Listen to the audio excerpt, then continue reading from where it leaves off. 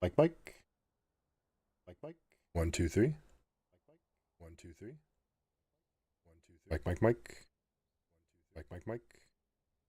Mike, Mike, Mike. Sounds like it should be good. Sounds like it should be good.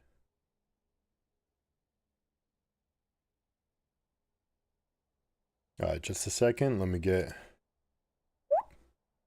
I hate websites that make things jump up. You're like in the middle of clicking. You're like, that's the spot I want to click, and then it's like load something new, and then you click on that.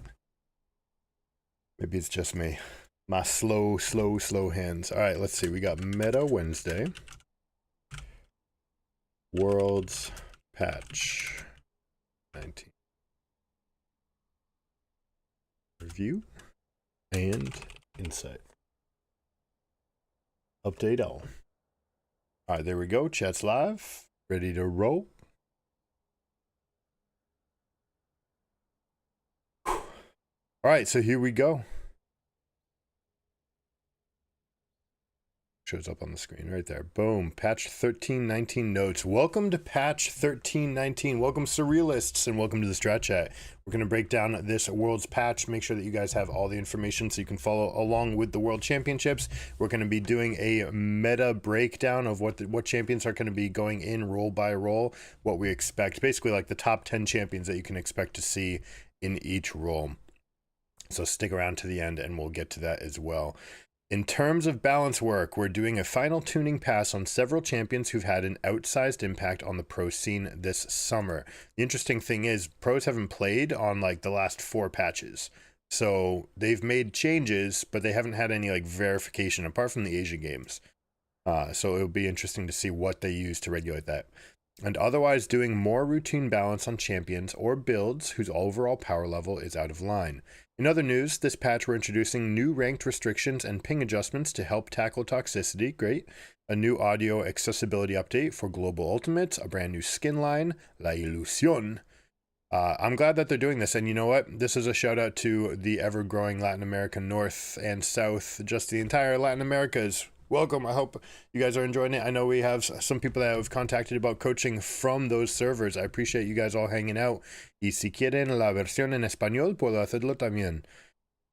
And the Tenfold Triumph Chroma set to also be testing some new introductory bot AI on PBE. So check it out if you're interested. That'll actually be pretty cool, and I'll definitely have Landon check it out. It's our first patch after our final mid-set update. TFT. Okay. Patch highlights. This is the rundown. Here we go. Those skins look pretty sweet. I'm eager to see what we've got here. Yep. Everything kind of makes sense so far. Although buffs are always going to be a little bit dangerous, especially some of these champions were already pretty fringe playable. So we'll see what we get. All right, starting with champions. Azir Q cooldown increased. This champion is in the pits of solo queue, but still gets played all over the place in pro. Now, I do think that it is just categorically weaker than Talia right now. So I don't think you should ever be playing Azir when Talia is up. I think it's just a B tier champion, even in pro. But that being said, the kit does allow you to do so much, especially with champions like Poppy. And it's been all over the world's meta. So I'm not surprised to see it get taken down one more time. You've got the cooldown on the Q. It's going up 2 seconds at early ranks, down to 6 is still the same. Now, for a long time, maxing W has been the play for Azir, and everything that they've done has been in a move to make that happen. This is a move in the opposite direction where you might want more points in Q depending on matchups. So this is really going to come down to whether or not your harass can slide in between what the other champion is doing at a reasonable pace. Yes, the W is still the better bang for the buck as far as how much stats you're getting for leveling it up. But this window increase of an extra 2 seconds between Qs, if you're a champion like Aurelia playing against Azir, the moment that the Azir casts Q, you've gotten in and they can't really reposition short of just casting another W and E to slide out. So they look to punish this window. This is going to be a drastic hit for pro game as far as how well Azir can lane. That being said, most times Azir has a pretty good laning phase and people want to pick him for how much power he has throughout the game. So I still expect him to see play, but I don't think he's going to be in that 90% threshold.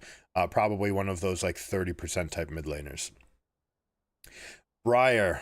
Briar has enough for its own video. We're going to do a whole Briar. I'm just going to slowly show you everything that's going on with Briar. I also put it on the tab on the outside. You can't see, but there are 23 references to Briar in these patch notes. So stick around, and at the end, I'll go and break it down Briar and all the changes.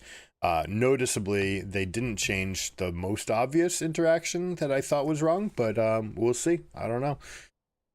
Galio, our cooldown decreased, so they wanted to get more of these team play fights. Galio is good for pro metas. It is an action-packed champion, tends to be, and unless you get into a team fight versus poke scenario. The ultimate going down in cooldown, this is going to bring it in line with some of the other changes. Now, I would have said it would have jumped it to land at the same point as Gangplank, but it's actually worth noting that look who's next on the list. It's Gangplank, and guess what's getting hit? The ultimate. So there are some windows where you will be able to trade R for R, but then the next time they will have a 10-second window on you. Galio is a strong pick, all right? Galio is a very strong pick. Unfortunately, there are some meta mid laner marksmen that will completely ravage Galio if given the option. That said, even those can be beaten, especially if you have an engage from a support as well. So if you have a guaranteed knockup from someone like Vi plus Galio, Vi got rebuffed a couple times. Galio has really good synergy. You pair their ultimates together, that is unstoppable, unfappable. Just you will get into their backline no matter what, and you can punish a champion like Tristana. So I do expect Galio to make it into the meta. I don't think this change is what puts him over the top of anything, but it's just a nice quality of life, and I think it'll be good, especially when we have this like 70% engage support meta that Galio can follow up on with the Blitzcranks, the Leonas, the Rels of the world, okay? Gangplank also plays into that meta. Now, if you want to have the premier weak side champion, Gangplank was always it. Also very good into tanks. That being said, tanks have taken quite a big hit after dominating in the spring and last year. So I don't expect to see too much Gangplank just from a base meta, but let's see the changes. The cooldown decreased, Death's Daughter upgrade slow increased, and Raise Morale upgrade movement speed increased, right? So you can check it out here. 10 seconds across all ranks. The fact that you have it at 130 now at late levels is great. The slow for 1 second going up 15%. This is pretty significant. This is enough to guarantee landing. 60% could dodge some skill shots. 75% can dodge none. All right, there are no skill shots that you can stop if aimed on your head. You'll have to use a dash ability to get away from them. Raise morale movement speed going from 30% to 40. So basically, they wanted to take out all of the power. Everyone just goes for that big cannonball first, and they just wait for someone to get locked up and then drop a cannonball on their head. They want this like more niche, like let's make a play with Gangplank. I love these changes. I love that both of these things are getting buffed. They're such a small part of the kit, but they are getting a nice little touch up, plus the ability to cast them. So if you do see Scions in the top lanes, for example, you might expect Gangplanks to show up and just be a source of weak side gold. And then you can play for 1-3-1s or 1-4 compositions. Jhin, cautiously optimistic about Jhin. Our minimum physical damage is increased. Now, this may seem like it's not very much. A lot of 4s are added to the kit. I'm surprised that they didn't just add the ratio here to 44 or something like that. But when you remember that this gets hit 4 times, right? This 14 damage might actually be 56 damage, right? You're looking at a significant chunk. This is 80 damage. This is 160 damage potentially being hit across all levels. So Jhin was already in a pretty solid spot. This is probably going to be enough to get him over the top. Jhin is one of the most popular champions in the game, so I'm not surprised that they want Jhin in the meta. We'll talk about Jin's spot and what he's going to do, but the best spot for Jhin is when you want that spellcaster down in bot lane. Really good for poke setup, but also specifically great when you want a Rift Herald on your team, because he's one of the best champions to rotate over to mid lane. He's got long range to help, even when he's just level 6 and on half an item. LeBlanc has been the narrative of the past 6 months because of Static Shiv and everything that they tried to do. And rather than just take away the interaction from LeBlanc, they tried to play with Static Shiv and they ended up with 6 months of patch notes. Anyways, we're getting a fairly sizable change here. So I'm going to read the whole thing. LeBlanc's core build has shifted into manaless AD build that turns her into a very frustrating top lane split pusher. If she wants to build like a fighter, then she should also have meaningful mana constraints, which we'll be introducing here. Meanwhile, mage builds can rely on bonus mana from sources like Lost Chapter and Luden's Tempest. Since nerfing her baseline mana pool and even her late game attack damage is a nerf to her mage power level, we're giving her compensation in the form of some AP ratios. The change to her attack speed ratio and attack speed growth will result in identical attacks per second for LeBlanc unless she acquires sources of bonus attack speed. So this is a shout out to Static Shiv, right? Attack speed ratio doesn't matter, right? This is only if you buy items, but they're basically saying like items with attack speed suck on this champion. That's what they're saying. You get very, very little. Attack speed growth is going up. Attack damage growth is going down. Mana growth down by 30, which is huge. That said, most times you're using Q to last hit in lane. You're not really feeling the mana losses, but you will feel this in the mid game when you start split pushing. Mana regeneration growth is going down as well. Distortion, getting 5% extra AP, and Ethereal Chains on the initial cast another 5%. So giving her a little bit extra mage power, trying to take it out of the hands of Static Shiv. Now Static Shiv was great and it solved a lot of LeBlanc's problems, but giving her extra AP at no cost means that we're putting her in the territory that Faker might start blind picking LeBlanc at Worlds. So it's close. We're very close to what that level is, especially since they kept on like giving these small nudges. We're like, all right, we have to tone down what Static Shiv and all that does. Officially, Static Shiv is no longer a thing, in my opinion.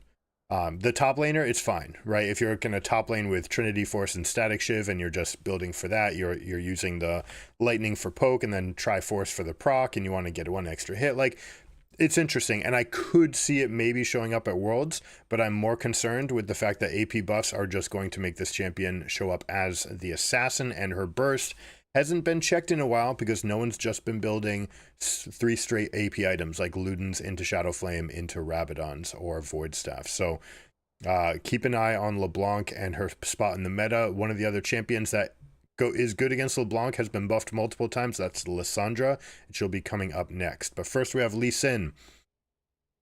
Base armor increased. W lifesteal and spell vamp increased. E magic damage increased. This is huge. This is another nod towards being one of the healthiest junglers coming out of the camp. Also, specifically, if you don't have to level your W at level 1, like if you're getting a leash, then you're basically going to be full health. Sometimes you wanted to level W to make sure that you weren't taking too much damage from red, for example, when you were starting your clear, and you just wanted to make sure that you had more procs, more extra auto attacks. Now having extra armor means you're just going to be coming out way healthier every single time. Iron Will, an extra 5 lifesteal and spell vamp at early levels is kind of insane. They're taking some of it away later, but giving it to the early game, this is kind of crazy. E Tempest, magic damage, going same early, losing some late. Wait, did they say losing? They said increased, didn't they? E magic damage increased. Doesn't look like increased, folks.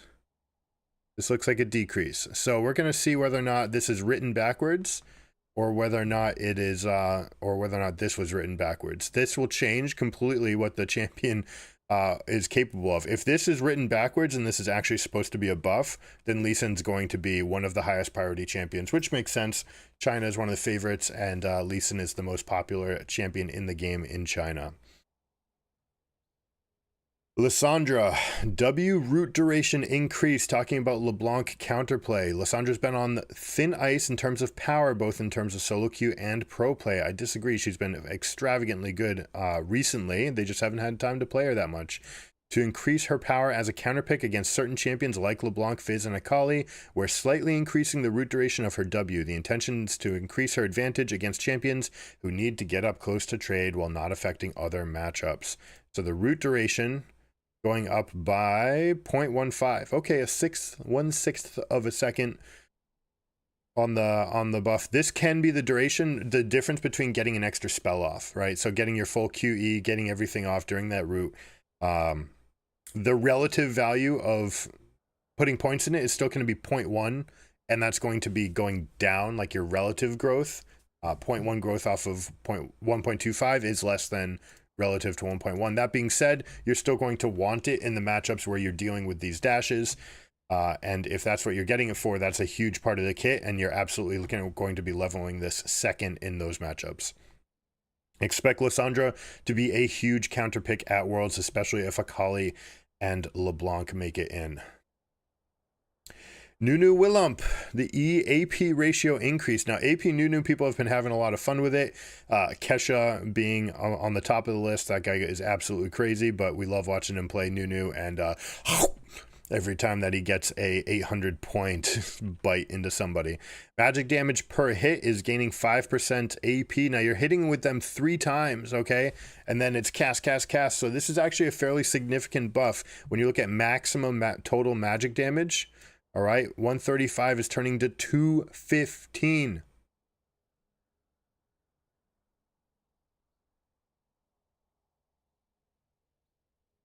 You see this high AP ratio. This is a lot, okay? This is a lot. I cannot reiterate enough. It is a lot of damage.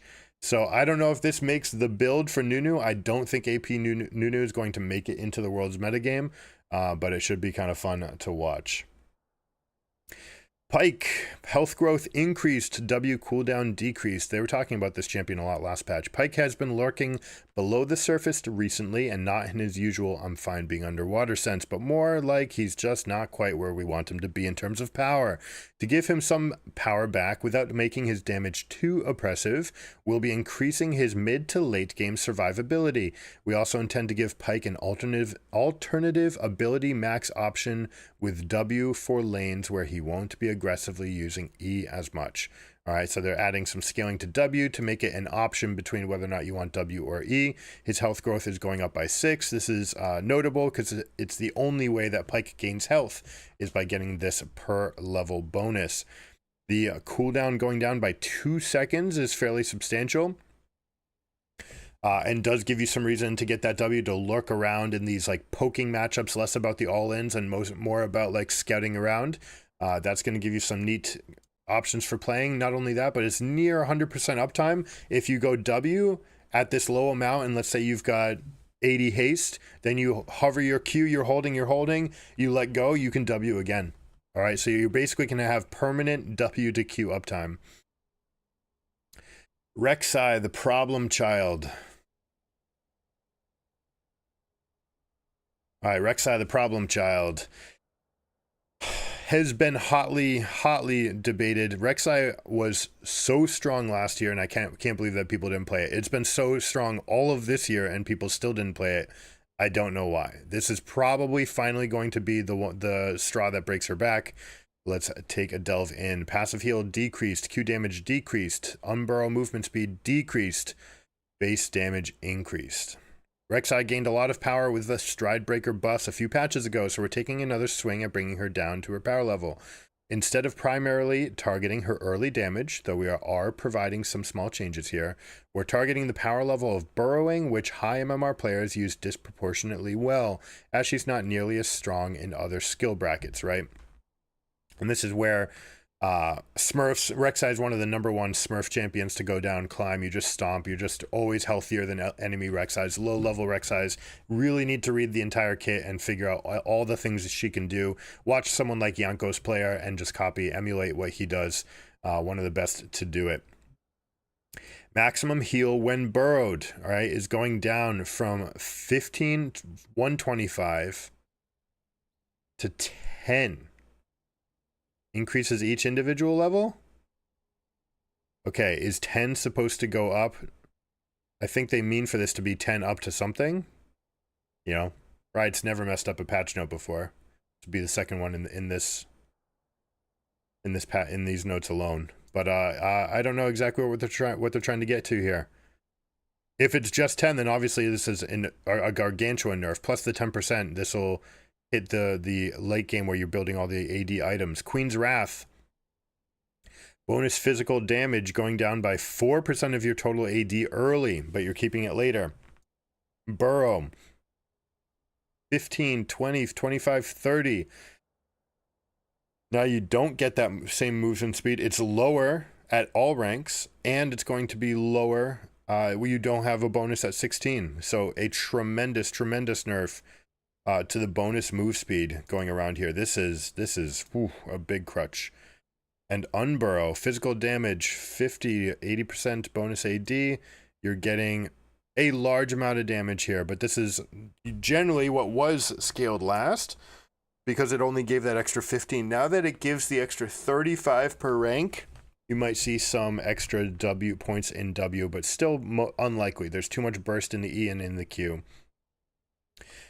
Giving some power back, I get it. I don't like that they're making kind of like this big sweeping change to a champion with that they're like, shoot, we don't know what to do with her. It all is going to depend what this is. I assume it's going to be a decrease, and this is written maybe correctly, but I don't know what they mean by increases each individual level, but it's 10, so it should be 10 to 110, for example. Who knows?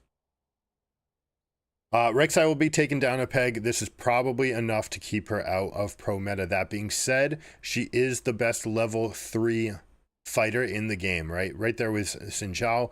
So if they want to have snowballing lanes, or if they want to tip the scales on two sides of the map, adjacent sides, let's say mid and top, Rek'Sai is the best vertical jungler in the game. She's got super high mobility, and she's got the tremor sense.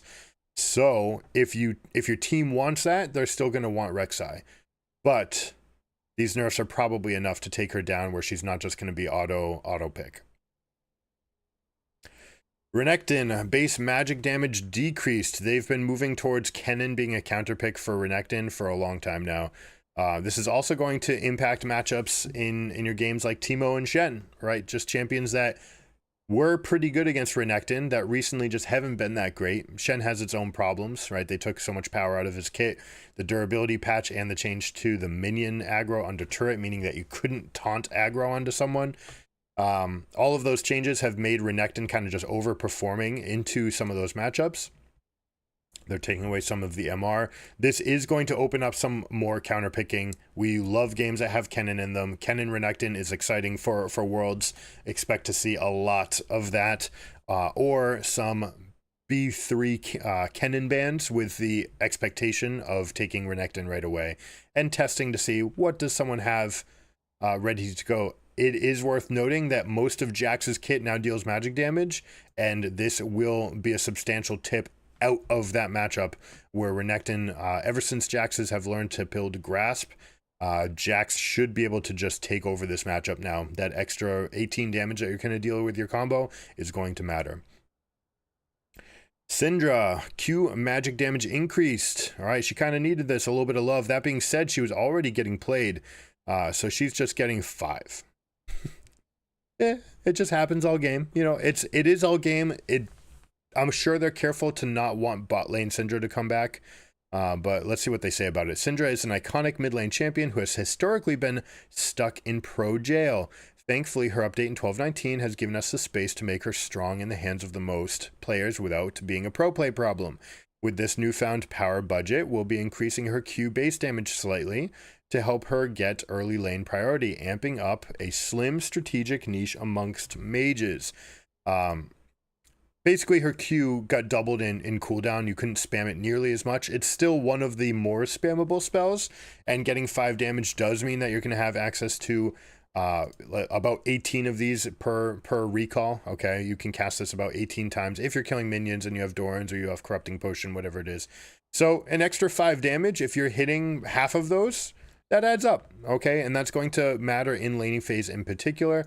It's not going to matter so much in the end game, but the extra 5 damage just, you know, it stacks up. It helps her across the board. She will get played for sure. Pros love having the setup, long range setup from the mid lane. She's the kind of the iconic pro mid laner, that Nazir and Victor maybe. that just have that long range. They can set up, they can do things for their team. I expect to see Syndra at Worlds, right? She's already present. This isn't the change that's making it go over, but this extra 5 damage, right? We talked about it. It's going to be about 45 damage over the course of your lane phase.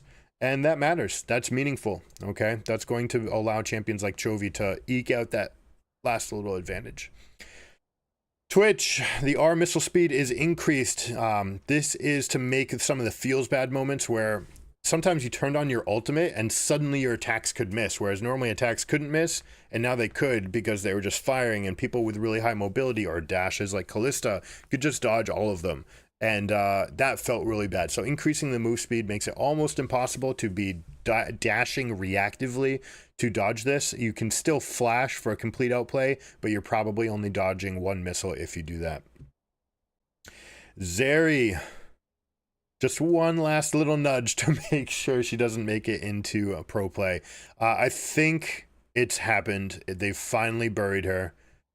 She's still the premium 1-3-1 champion in the game just based on her kit, but losing a little bit of move speed does make her a little bit more susceptible to getting caught out in that situation. That said, if a team really wants to go 1-3-1 with like Braum Zeri, that's a serious problem of a lane and a setup in 1-3-1 kind of split push where you might have something like Fiora that you want to work into one lane, or potentially if your team had Gangplank, right, and you just want to set up, okay, we're going to win in multiple different lanes. We can play Syndra, Gangplank, Zeri, Braum, and then, I don't know, whatever you want from the jungle from there. Items. Randuin's Omen getting a huge buff, 300 to the cost.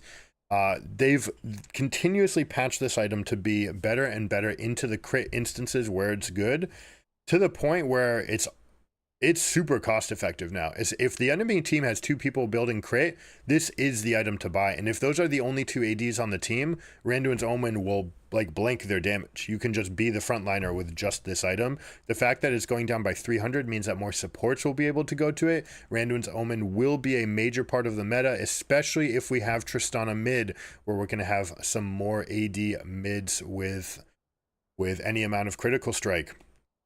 Also worth noting for Yone and Yasuo, right? If they exist, Randuin's Omen is a must-have against those champions. Seeker's Arm Guard also getting a nice little buff. All right, 5 armor. This is something they took away a while ago. They didn't want it to be that you could just buy Seeker's Arm Guard on a mage and just blank a Zed or blank a Kiana. They carefully took it out. They're giving half of that power back. This is enough to want to just get this item right away. You'll still be scaling up the stacks. Usually if you do, you want to pair it with Tear or Corrupting Potion to make sure that you have enough mana to go with it. Also, the fact that Tear will build into Saris, which will give you an extra defense against these teams. Now that they've also buffed Crown of the Shattered Queen, there's a chance that you just have this really strong setup as mage into assassin, which is something they kind of needed. Mages were too weak to the assassins. I'm happy that this is coming back. There's reason to rush Verdant, and there's reasons to rush Seeker's Arm Guard. So I like that this is an interesting build path. In pro, it's basically you do it. If the matchup calls for it, you do it. Right? You're playing against AP, then yeah, you get Verdant Barrier. And if you're playing against AD, you play Seeker's Arm Guard, and you just get it right away. Static Shiv. Electroshock damage to minions, 200 to 150. This is a big nerf for a champion that we haven't spoken about, but who has been quietly getting better as metagames have shifted in her direction, and that's Vayne. There is a build that popped up that Vayne's could play, and we've been talking about it for a while, but Static Shiv into Trinity Force and then something like Phantom Dancer. And the fact that Static Shiv gave you enough zap to the backline that you could just one-shot the rest of the minions, you can't do that anymore, at least not on a Static Shiv rush.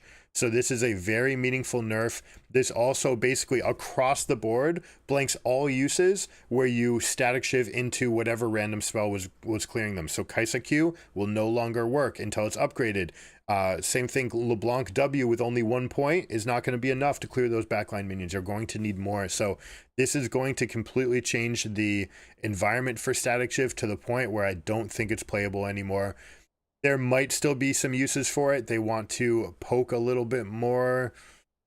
I just don't think it holds up to Kraken Slayer and Collector, right? So those items are way too gold valuable. They synergize together. They can get you to whatever Navori Spike or Gale Force, or I don't think there's going to be any Infinity Edges at Worlds, but maybe. But Static Shiv, I think, is gone. This also hits champions like Akali. Now, Akali with 1Q and Static Shiv proc can still clear the backline, but it's noticeable, right? You're going to notice this change. It's going to be... the stats that Static Shiv gives plus this burst is just not enough to carry the item anymore. ARAM adjustments we don't really care about so much. Minimum spec updates. Starting with patch 13.19, Mac will now require moving up. Behavioral systems. Ranked duo, let's check this out. Ranked duo and solo tends to be the queue with the highest rate of disruptive behavior. The added intensity of every game mattering is fun, but sometimes the pressure proves to be too great. We want to give players who are feeling the pressure of the ranked environment a way to reconnect with a more relaxed version of League of Legends. I mean, you've already allowed people to just turn off pings. Just encourage them to do it is my thought from here. At the same time, introducing a penalty that is hard to work around by switching accounts for a week.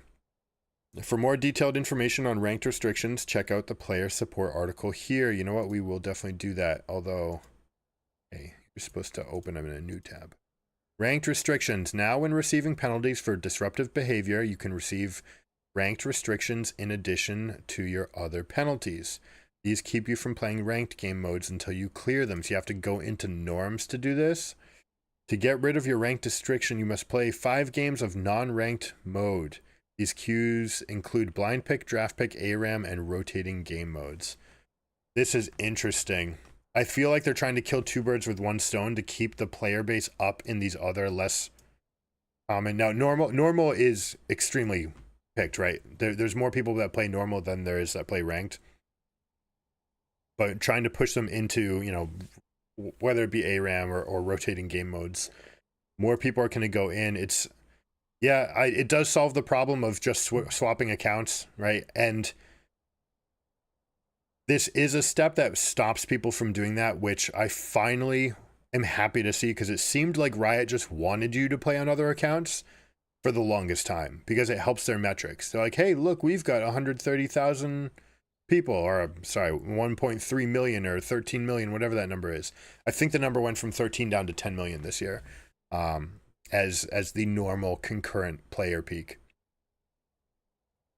And so now you're not encouraging people to go off to other counts to get your unique games the same. That's what it was. 13 million went down to 10 million for your average players at all times, right? This is just what you expect, how many people are playing. But the active players list was still up at 50 million or 150 million.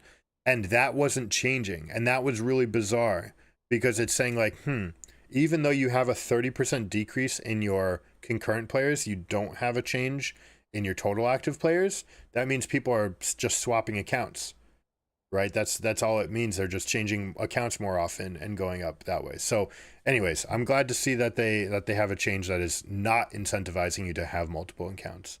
Ping adjustments. In an effort to alleviate some of the toxicity players can face in their games, we've developed some new functionality that allows us to adjust the recipients of pings. While self-pings, enemy pings, and neutral pings are unaffected, we're changing the behavior of pinging allied states. We think it's important that you can quickly understand exactly how long it'll take an ally's ultimate or summoner spell to come back from cooldown, but a significant segment of players pinging their teammates' death timers and the like for non-constructive reasons. And we think the game as a whole is better without this. Well, how else are you supposed to let people know that they're inting? In this patch, we're tuning every ally ping to display only the pinger, so that they can...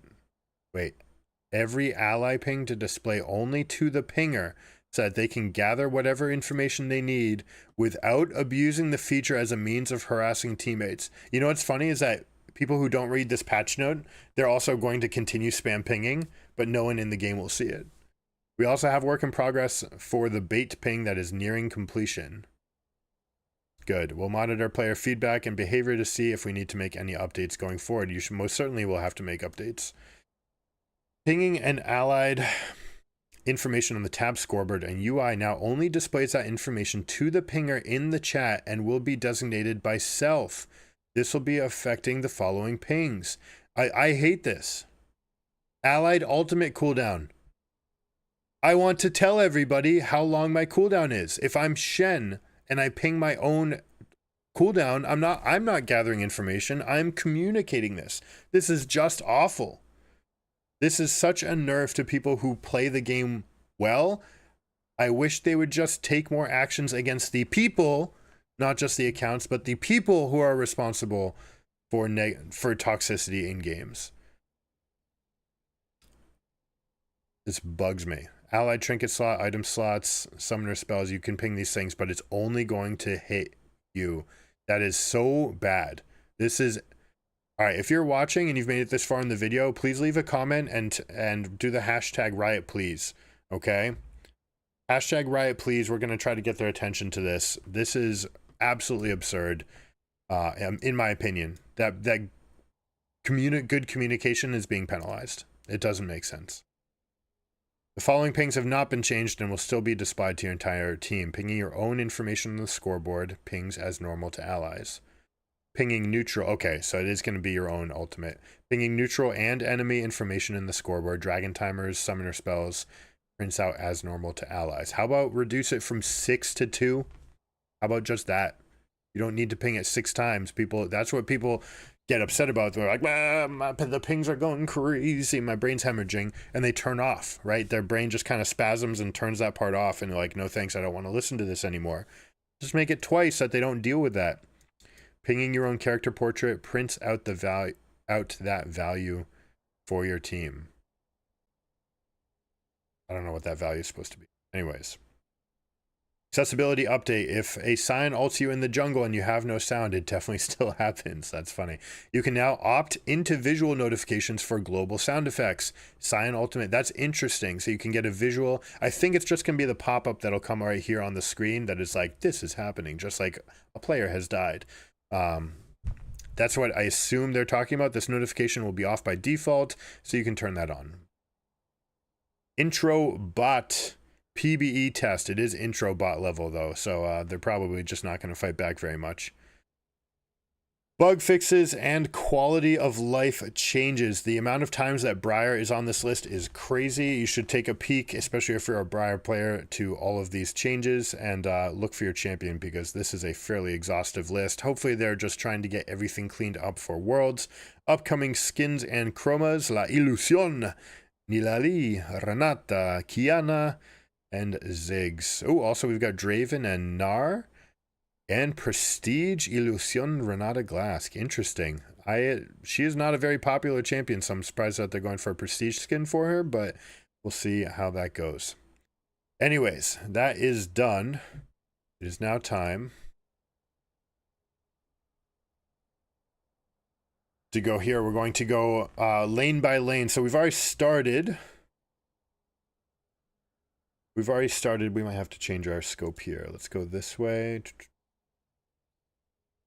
Okay. See Ashe on screen. Here we go. All right, Zeri. I think Zeri has made it into the gutter. Counterpick only. Very team comp dependent. I think she doesn't show up because she's just that weak, but if she shows up, it's going to be because they want a very specific 1-3-1 setup. Varus can still be a little bit of a lane bully, although he has been nerfed a few times. I'm not going to put the likes of the Syndras and Karthuses here, although I will put Seraphine, because I think Seraphine is just on a level on her own. I think that she's here. I don't think pro teams think that she's here, so she'll probably show up sometimes, and I think she's exceptionally strong when she does. There are some counter picks available, but this is what I expect from bot lane. Ashe is going to be ever-present, omnipresent. She will be in every single game. Almost. We'll see. Probably 90% pick rate. Almost guaranteed that she gets nerfed post-Worlds. She is exciting for Worlds. I'm not surprised that they kept her strong. Also, they've had some buffs to Callista. Quietly, we've had some of these champions just survive through. Now, this static shift change is going to bring Kai'Sa down a peg for me. And this is where we're going to go. Sivir, I think, is going to be just a blank, clear the wave, boom. I'm going to have huge scaling. My R is going to be good for my team fights anyways. Kalista is going to be the premier counter to Ashe, where you're just going to go all in with Alistar. You're going to see Alistar is going to be at the top of our next list. We're going to do supports. There might be some metas where you want these champions, but largely it's going to be counterpick only for bot lane. Tristana is still absolutely going to be seen in mid. And then champions that are good enough to see some play, and then we have the ones that shouldn't see any play in the bot lane. Samira, there's a world where maybe they go in, especially if you get this Nautilus versus Leona. We're definitely going to be fighting, and we've got a Trundle, for example, to help us win this lane and create terrain to allow Samira to pop off early. Then I could see her showing up. But basically, this is what we expect, with Seraphine kind of getting a nod, but we only ever put one champion in the S tier because this is the champion that you play for. It's this or nothing. And I think Ashe is going to be first champion off the board in many, many games. Let's do, you know what? Why don't we share this one? I'm a little lost here. So they want toxic players to be in the casual pool. Yeah, right. It's kind of makes little to no sense. World's bot lane meta. About like this. I think this is the one. Yep, that's the one.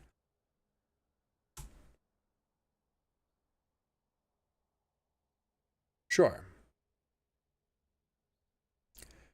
All right, now we'll go next.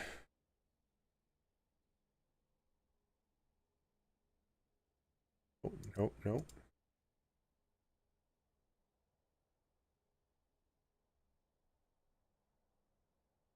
Just, what if I double click them? No, right click, that doesn't work. What if I go back? Can I recreate one? There we go. Nope. Okay, we'll just have to take them all off, apparently.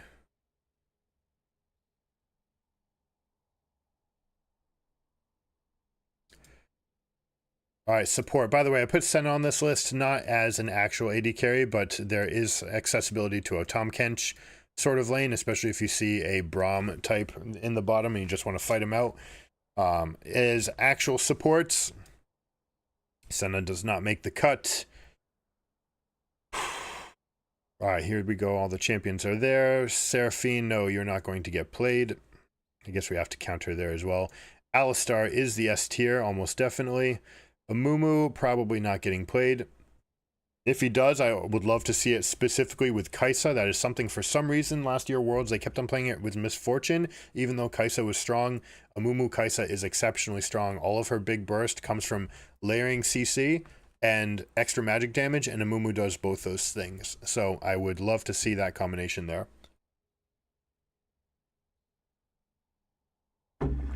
Bard got some buffs. Basically, you need to completely want to avoid bot lane. If they pick Karma Caitlyn, then there's a world for this. Blitzcrank is in the strongest state that I think he's been in for a while. We're not going to include champions like Brand, Vel'Koz, Xerath, and in support lane at least.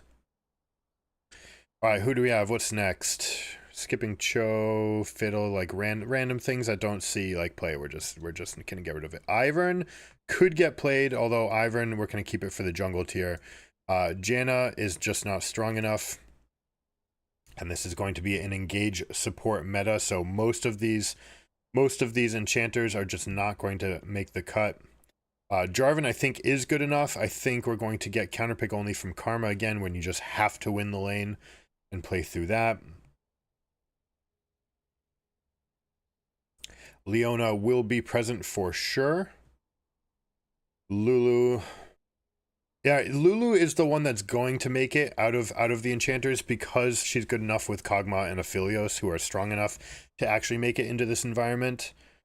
So they will, if there's an enchanter to be played, she's the one to be played. Lux would have to be in the counterpick only. Basically, you just, again, need to win lane, and you're going to play with Caitlyn, essentially. Caitlyn Lux is one of the common ones. I don't expect her to make it, but she could go in that vein. I'd rather have Karma in 8 out of 10 situations.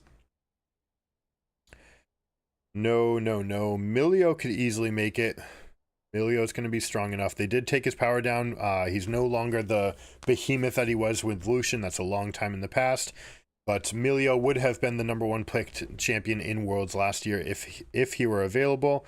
I do think that people are going to find a window for him. The cooldowns are very breakable, though, so if he doesn't show up, it's because they don't want to get punished by that. Nami has received more power level. We're going to keep this as counterpick only on Morgana. Nami, I think, is just not strong enough to see play. She's almost good enough. I almost want to put her here, especially if you see with a mage. Like, there's some mages that you can help with bot lane. I think she's just not going to be strong enough.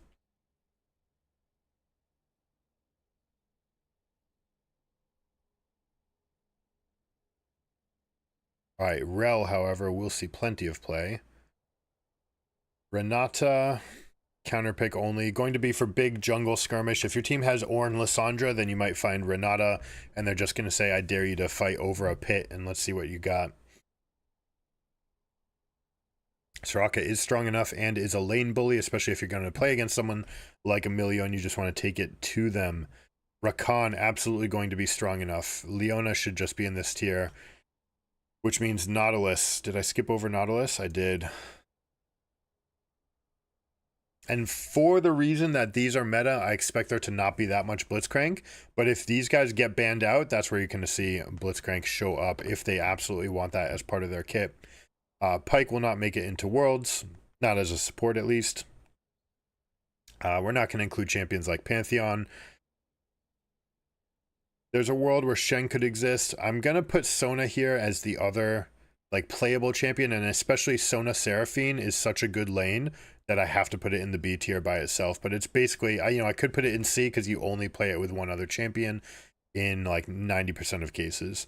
Poppy could make it in here as well. We'll put Poppy as counterpick only if you were basically flexing over and getting specific matchups. Welcome back. Yeah, the approach of having them play normals, they could just be even more toxic. But that being said, if you're toxic in that route, then you just never get out, and then you never ruin people's ranked games. So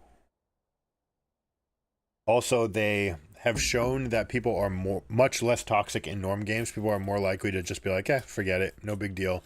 People who want to avoid toxicity go to norms games, though, and that's the problem, that you might be sending someone toxic to their queue. It might be a little bit dicey. All right, we're not going to include something like Shaco nor Swain. I mean, I could throw them into D tier if you want, but they're really just off meta.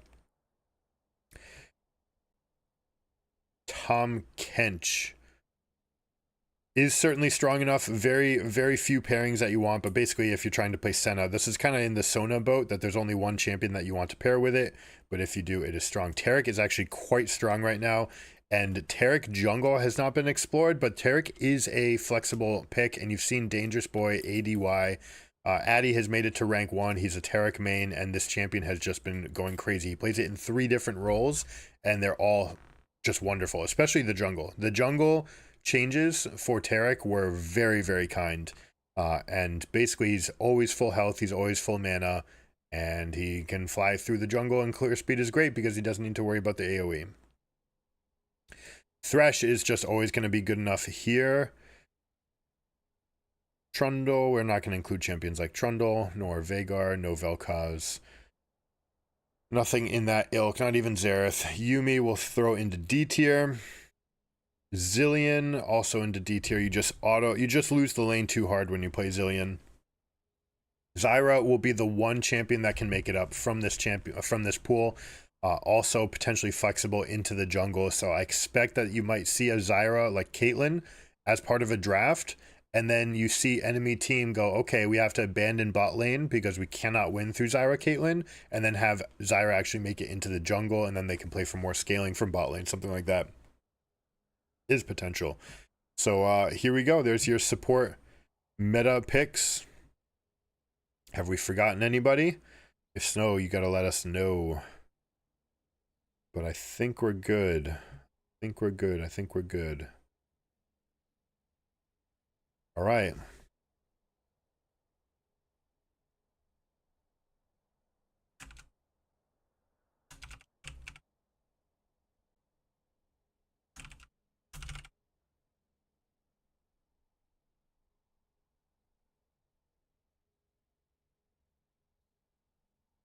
Next,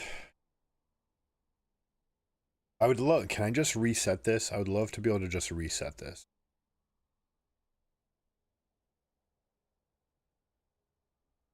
Zero images. They make it back into the pool though. This is certainly a save in time. The question is whether or not they made it back into the pool. So if I look for, oh, Ash is back where it was. Okay, it looks like everybody's here. All right, mid lane.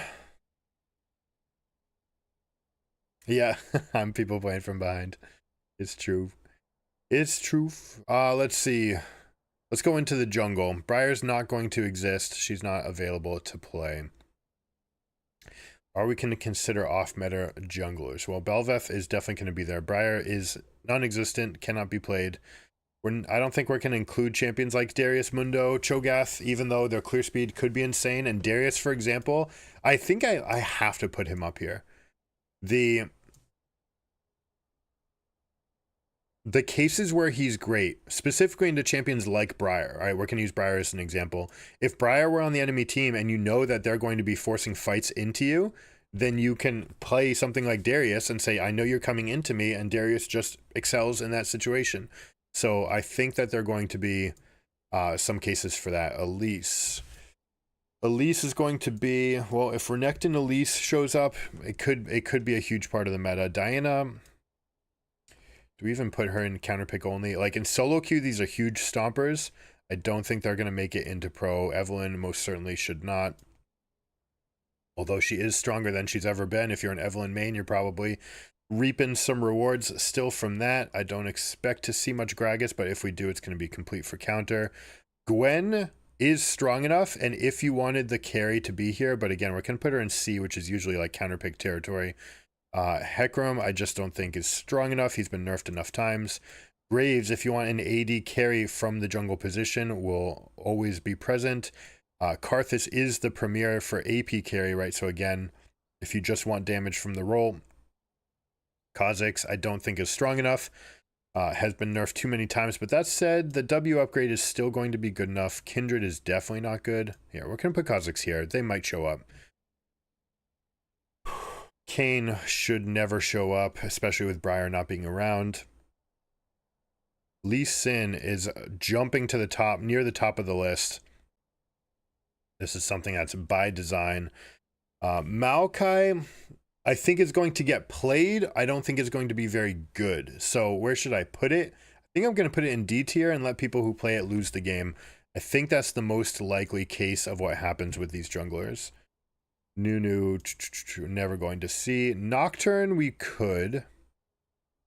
Especially if you want to turn out the lights and have something like a Lissandra Malphite engage come up. Lilia. Just don't think we see Lilia either. Most of these champions, for the jungle pool is going to be so tight. Now, Olaf, basically, they're never going to play in jungle just because it's better in top, so I'll leave it as part of the top list.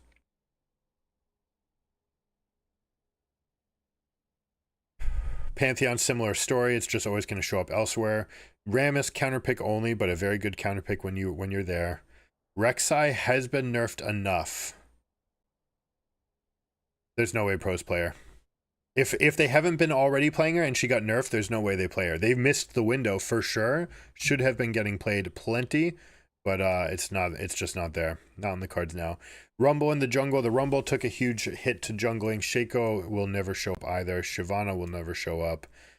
I'm not going to put champions again with like niche clears like Singed and Taric. Although Taric is fantastic. Although Darius, yeah, let's just get Darius off this list. Although they're great, they're just too niche, and these teams have too much pride. They're not going to put in for the risk of getting flamed, even if they think it's good. They're like, no, there must be a reason why it's not there, right? There must be a reason people aren't playing it, and if we lose doing this, people will give us hell. Like same thing with Shen. Skarner is strong enough. Skarner has been strong enough, but I doubt he sees much. I don't even want to put him really on B tier. This has to be a nod towards one champion. Enemy team is playing one carry champion like Jinx. But when you're doing that, usually something like Rammus or Kha'Zix or Nocturne is going to be a better solution anyways. Udyr is definitely strong enough.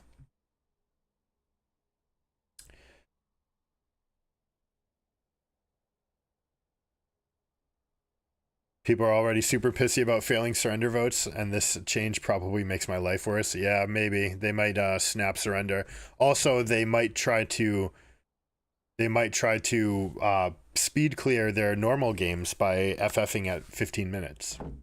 Right? They're just like, let's play 15. What? WTF? I just want to get out of this game. It does seem like just another choice that Riot makes that doesn't make all that much sense.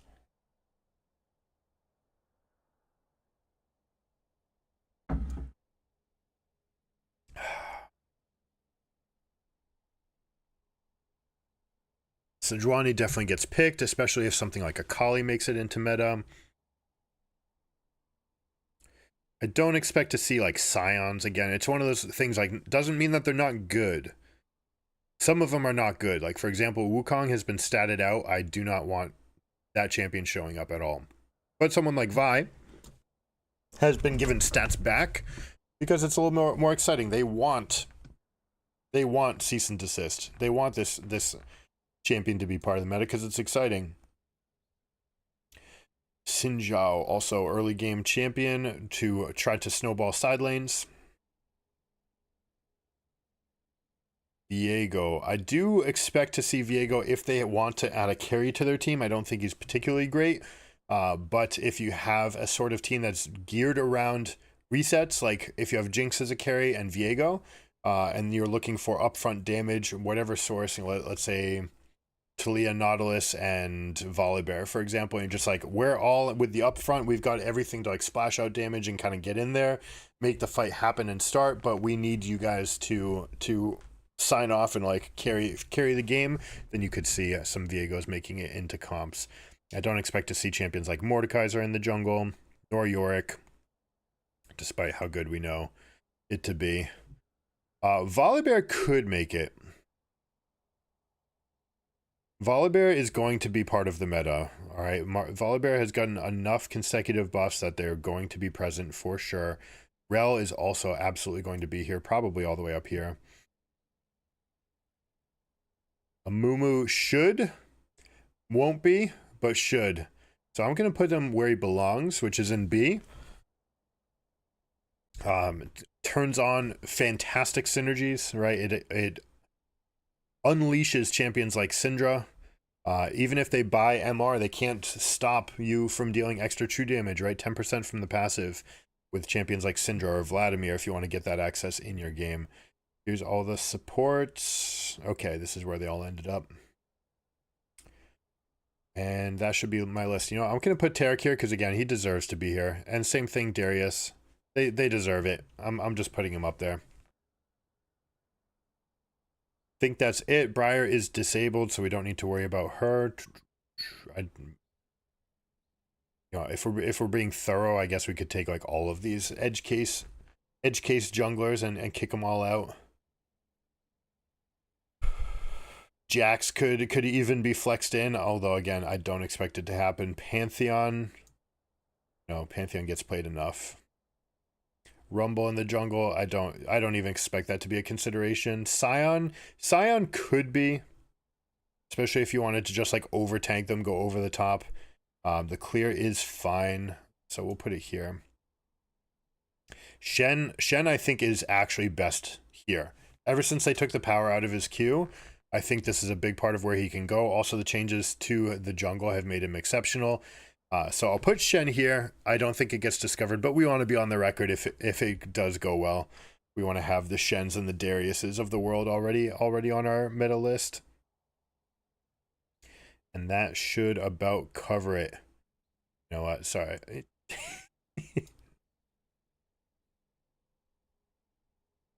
Oh, Nidalee. We need a Nidalee. Okay, Nidalee's going to go under counterpick only. Basically, if you want to win the early game and you want to stop them, they think that they're picking a champion to help snowball early matchups, for example, or they have synergies, and Nidalee just wants to break that up and say, no, I'm playing for winning lanes everywhere. I just want to keep your jungler out of the game, and we're going to push every lane. Then Nidalee becomes part of your team comp, and you try to shut up one of these other junglers. What else have we missed? This champion also in elite elo, right? The elite levels, they are so much better. They are very good. They're practiced at their clear. They don't waste any moves or resources, and they just get in your face left, right, and center. I think that's everything. Silas will not make it into the jungle. The clear is too low. You know what? I'll put it here. In case enemy team has Malphite or Maokai and they flex, they might go and end up moving Silas over to the jungle spot.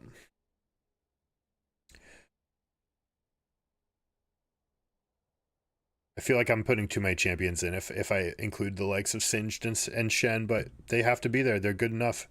They do the thing. There we go.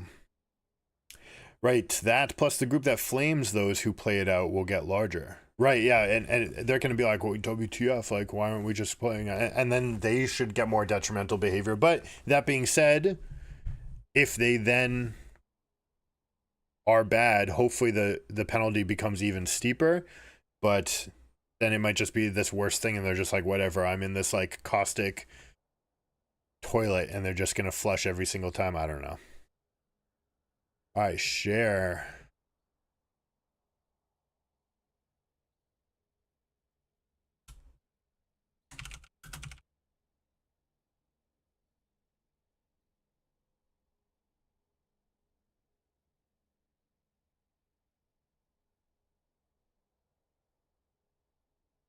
All right, spicy solo lanes.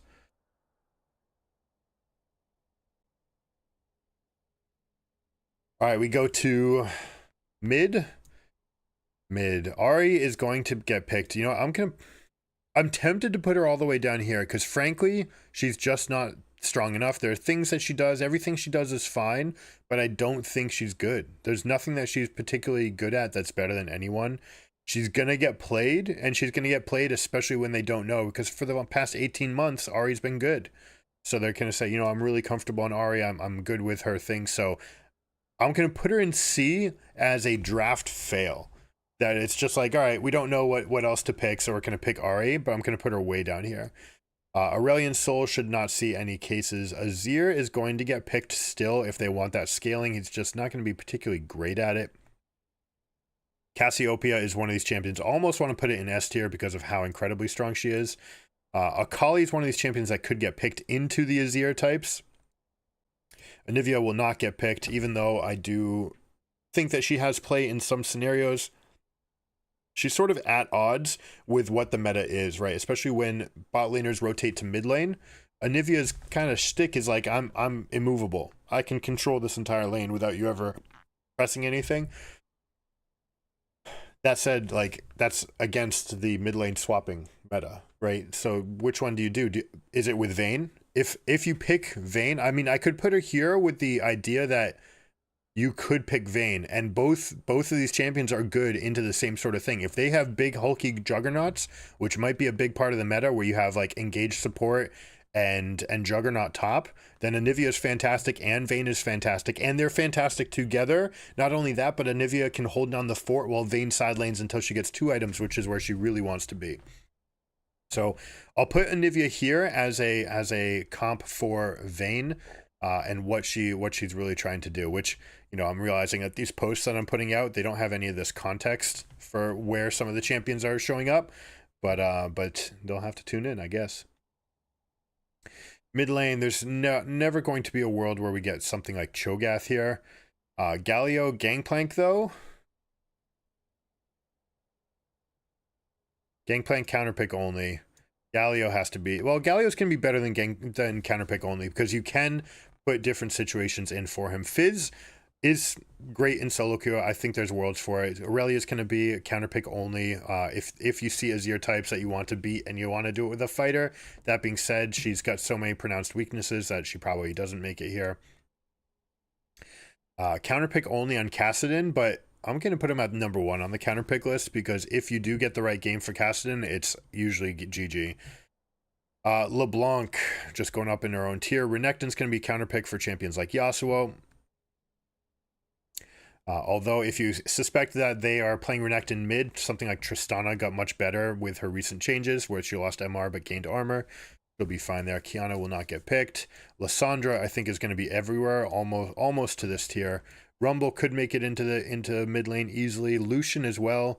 Naafiri, I don't think gets picked. Too much susceptibility in the early game. Now Varus and Jace are kind of in a similar spot where you can play these champions. I don't think that they're going to be particularly great.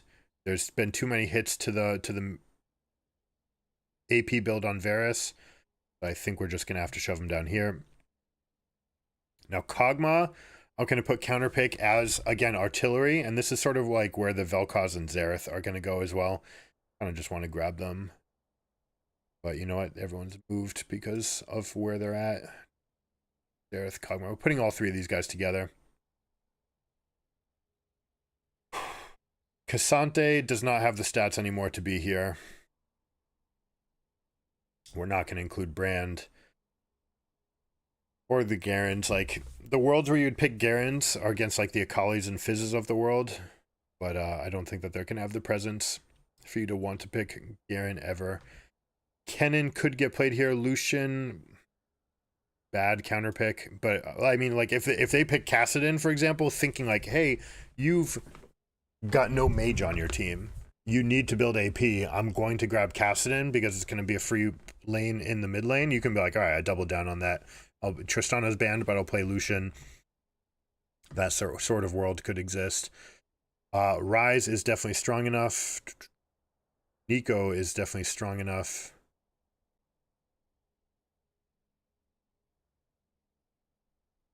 Malphite will put his counter pick only. One of those things against like Tristana where you don't really need to care. Now Tristana still does beat up on him a little bit. It's not until later in the game. But if the enemy team is going to play triple tank, double AD carry, then you're totally fine playing Malphite, and they basically never die. Veigar counterpicked to Azir types, again just going longer range artillery. Vex also just counterpick, probably not strong enough to make it in anywhere else. Yasuo, if you see like Twisted Fate types.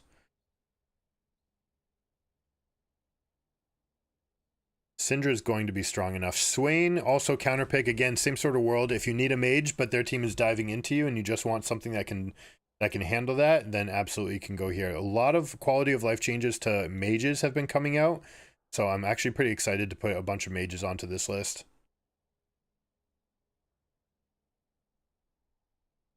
I don't think we're going to see Jhin. Tristana is absolutely going to get played. Zoe's just going to end up here. Unfortunate for her. Where's Talia? I want to put Talia way up there. I guess we'll make our way around. Twisted Fate has gotten some quality of life back. The on-hit build, Static Shiv, probably going down the drain. You could pivot over to that world. Can also be played top. There are some champions or players like the Shy that have practiced some Twisted Fate in the top lane, Zeus as well, but I don't expect it to be prominent enough after being so good for the past year, or for the year before, that it basically got gutted. They say, well, you know what, I don't know how much Twisted Fate we want. And also, despite Twisted Fate being good for, you'd think it would be good for creating opportunities, most teams just kind of hunker down and they just like clear the wave and go back to their turret against Twisted Fate. So it actually shuts off, even though it's increasing playmaking tremendously, it's going to shut off the actual plays being made. Yone as a counter pick. Any of these champions. Did I miss Zac in the jungle meta? I did. I misplaced him. Something like Ziggs never gets played. Although Ziggs could be okay. I almost want to put it here. Very good with Bel'Veth. If you can create pushing lanes plus Bel'Veth and a roaming support, and you can get winning situations, then you can create a game that's going to push for the win. For that reason, I'll go comp dependent on C. I don't think Sivir ever makes it through this world. Zac Sustain got hit. You won't be able to do that. Annie 100% will be present. Chinese teams especially Knight loves to play that champion. Eager to see what they can do with it. Seraphine, still just bot lane only. Could be flexed around. Could be. Jarvan is one of those champions that could also show up in a lane. The nerfs have been fairly strong though. I don't think we're going to see mid lane. Ivern. Silas 100% plus all the counter pick options that come up. Talia's 100% strong enough. Gragas as well.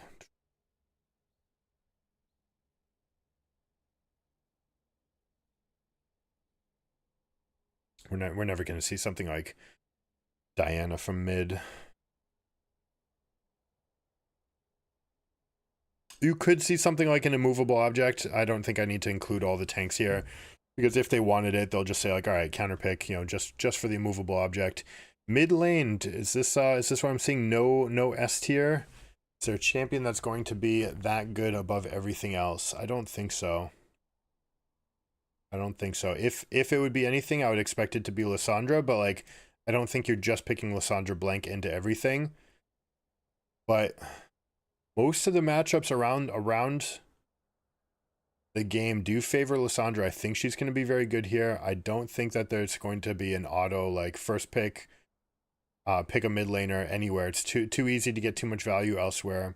Ryze, Cassiopeia, Silas are kind of the strongest battle mages, and they probably want a hefty amount of that. I actually probably want to just put Silas up here. Maybe it's Talia. Frankly, you know what? I'm going to put Talia up there. I think she's that strong, and I think that she gets played as a flex, and that's why we're going to go right here.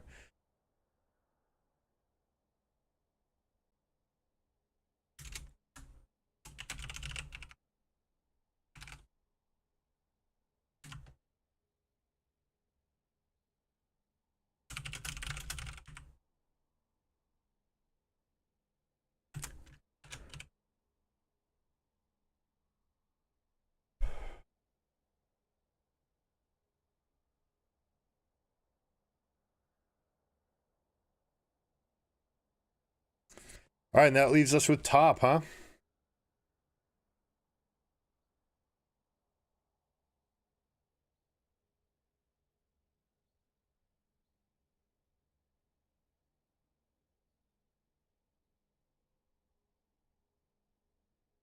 Okay, Aatrox has gotten a couple nerfs. Will definitely be present.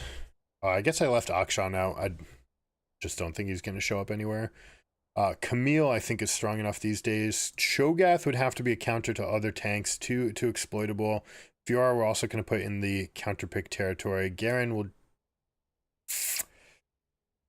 basically just never get played. Gnar is good enough. Alawi will never get played. Jax, wait a second. Gonna put Jax here. Has gone through enough nerfs. Oh, I didn't put Jace in the mid lane environment. That was a mistake. But it's largely the power comes from being able to flex. Kale counterpick only. I think Kennen is just straight good enough and will have that environment. Kled definitely has a world where they can survive. Mordekaiser can be an answer to something like the Orns of the world. Now, Nasus is definitely strong enough, but he needs perfect situation, right? And because of that, oh, I didn't put Tryndamere also on that mid lane meta.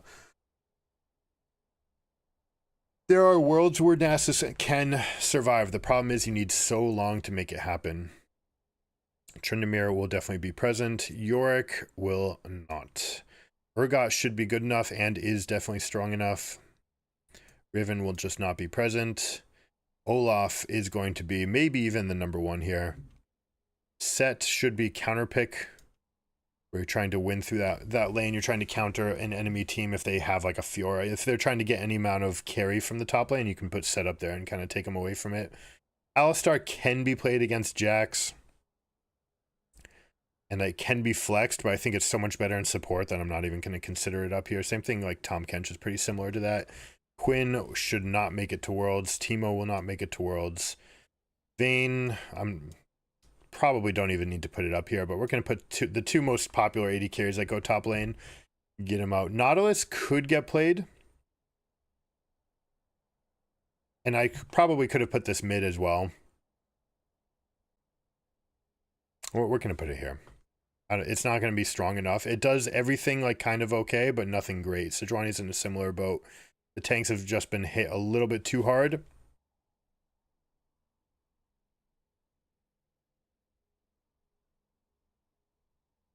I don't think we see lane Lee Sin, although it's possible. Same thing with Vi and Udyr, probably not there. Shen, the right team comp could come up for Shen. Now Gwen absolutely can make it in as a counter pick and as a flex. Trundle, kind of same thing. Volibear is going to be up here, and you know what? Volibear might even be number one. I think Volibear is going to be very strong, especially if you're trying to beat other like lanes. The problem is Jax is so incredibly powerful against Volibear.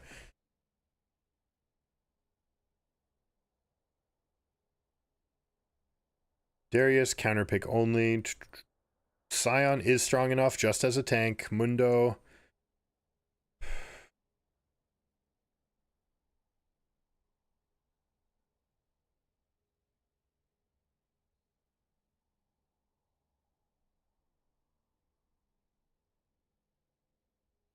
I don't think we see any top lane Nocturne. Singed is just not going to show up either. Kayn, Maokai could. I think Maokai is actually one of the better tanks, but because everything was targeted at jungle for a while now, I think that we don't see any Maokai in that spot, even though if you wanted premium engage. So for that reason, I'm going to put them in the comp dependent spot where it can be similar to an Ornn, just not quite as good as Ornn in tank v tank matchups. Wukong is okay enough for top lane.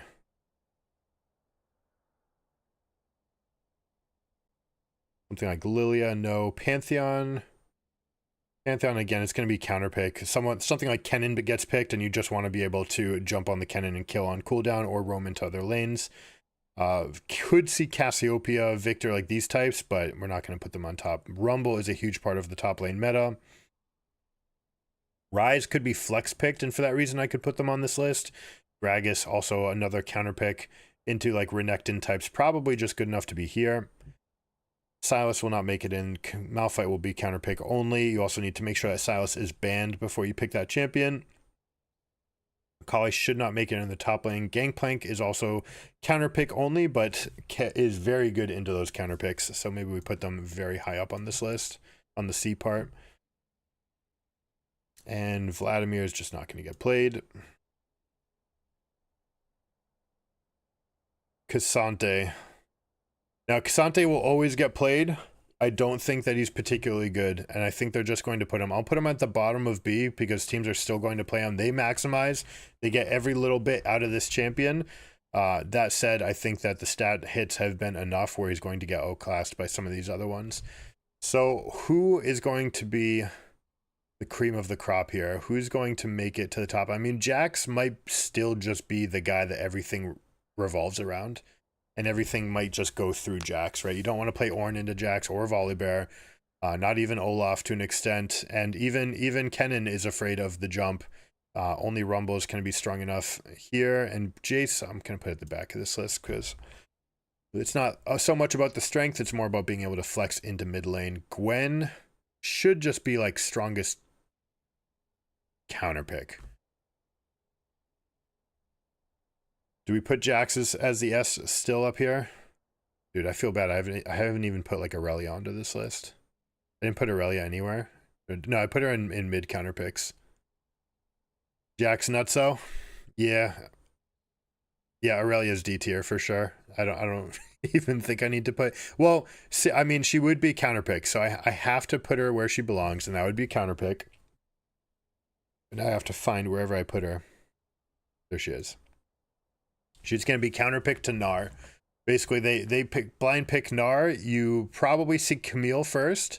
You probably also see other champions well before Aurelia, but if they get banned out, then Aurelia could show up. D tier is my like not showing up at all. C is like composition dependent only. You need specific comps to want these. Bs are the champions that are strong enough, but A are the champion that like you're going for, and S is the like what everything revolves around. The champion that's most likely to have 90% presence, and the one that's dictating all the matchups. So I'm kind of tempted to put Olaf here because he also has that level of respect, but he did go through a couple of nerfs.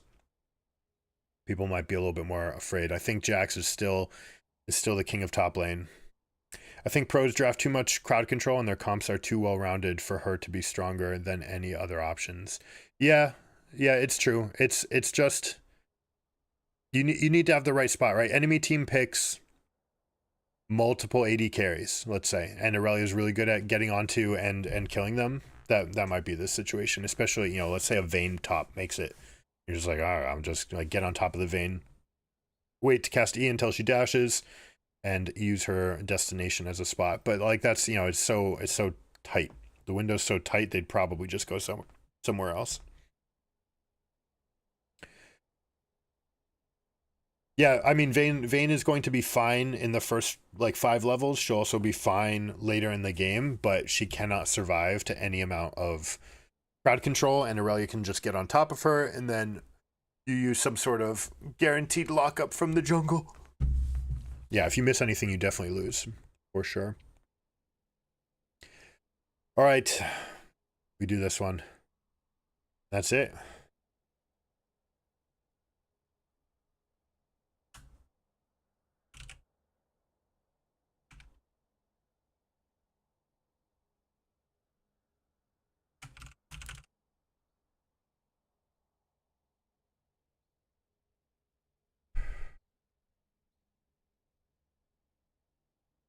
All right, so without further ado, let's get into some games.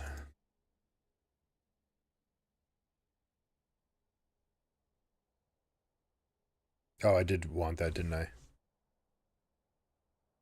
Ranked restrictions. Support article here. What are ranked restrictions in League of Legends? Ranked restrictions are issued for repeated or severe violation of our code of conduct. How do I remove them? All right, let's see. They can be issued even for actions performed in unranked games. We verify additional infractions during your required unranked matches, then you will lose your progress and reset to 5 required unranked matches. How do I remove my ranked restriction? You have to go into these games. You cannot do it into custom mode, arena, TFT. It needs to be these other modes. We talked about earlier what the pros and cons of that are. How can I see how many games upon entering the lobby when trying to select ranked queue? By hovering the warning symbol above your player icon. I received a ranked restriction. What if an AFK player triggers an early surrender for one of my required unranked matches? It'll still count towards required matches, except for the player who is AFK. Okay, that's reasonable.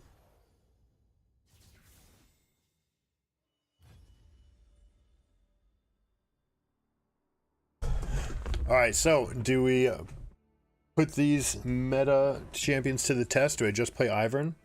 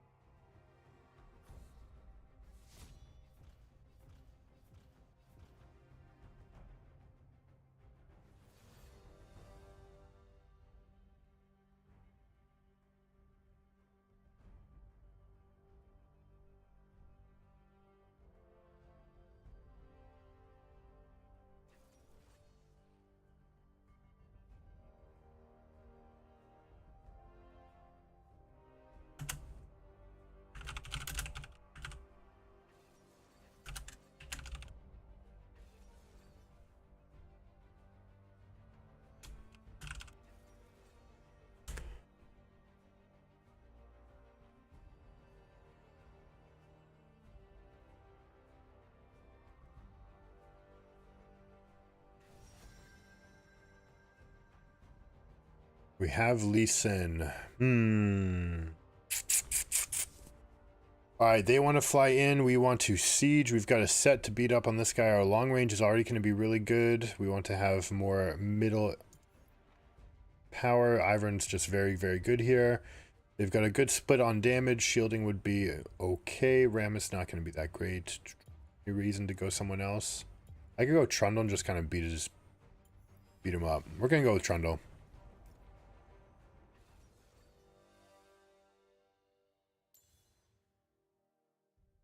And try to find this Lee Sin, kick his butt.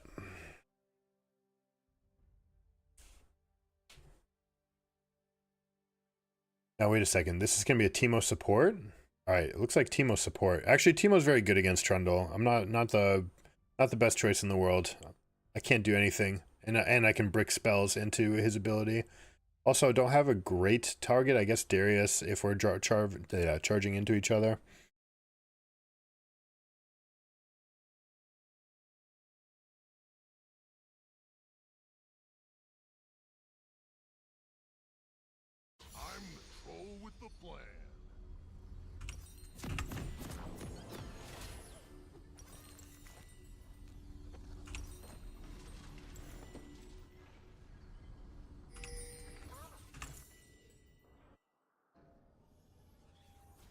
Hey, what's up, Nick Guy? Thank you.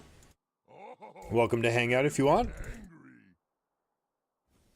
Welcome to Summoner's Rift. So what we're going to try to do is get in the face of this Lee Sin as early as possible. Teemo might be trying to hide down here, so I'm going to get an eye on this bush to see if we can spot him. We're going to hang out. This is, again, something in low and mid ELO. You can hang out in this bush. In high ELO, you just have to drop the ward and get out. For a couple reasons. One is because you don't want to be the one caught out here. Secondly, you want to make sure that you're back on the map a little bit faster because there's more likely to be something happening somewhere. So you just drop that ward, recall, get back. You won't be able to activate your sweeping lens, but that's no big deal. Now let's see. Jhin Teemo is super gankable. Lee Sin, we want to go opposite side. We can go blue Gromp red. We can go blue Gromp Krugs for the most experience. We can also go blue into Invade. So we're going to go blue and reevaluate. See what kind of information we have. Start moving this camp this way.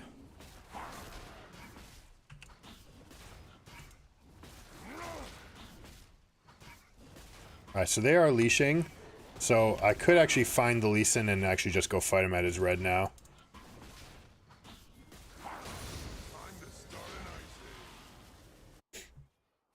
This will allow me to get behind the Darius too, who's very likely to get into a very precarious position. And I can get level 3 off of red and Krugs here and not be seen by the minions because the minions are coming in. No, Lee Sin did start red. Okay, so we have to mark that. Actually just got gapped. He's level 2. Doesn't have E? He doesn't have E. Okay. Alright, one camp into press top. Does mean that set's going to have a tremendous wave advantage here. But Lee Sin's going to have a big tempo clearing advantage against me. We don't really have kill pressure down here in mid.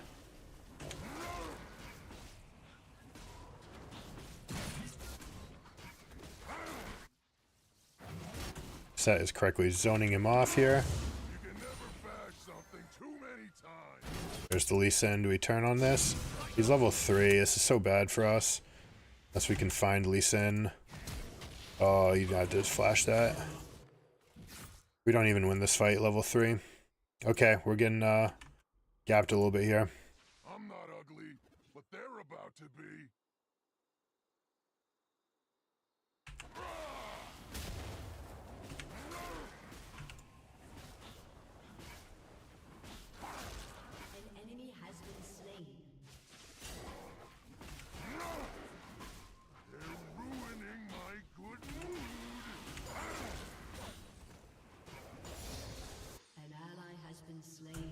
Oh no, teleport's gone. Do we have a...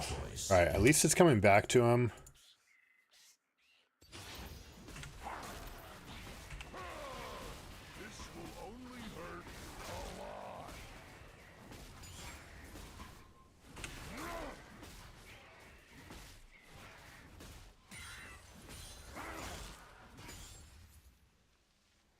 Let's see where he put that ward. I'll just go kill it. I like my human with a fist. At least Sin's gonna be first coming through here. He won't be level 4 though.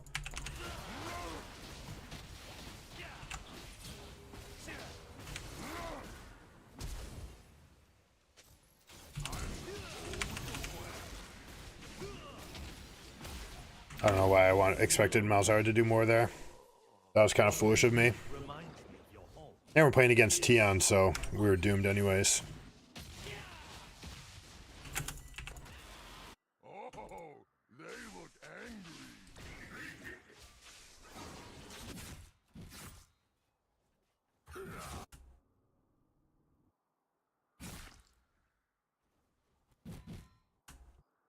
Can't freeze it. A good exhaust. Do we come straight over for this? Oh, don't get rooted. Oh, and you're blinded. I don't even have anything to stop him here. He baited himself. Oh my gosh, Emilio, you're such a good bait. We have to kill some of these.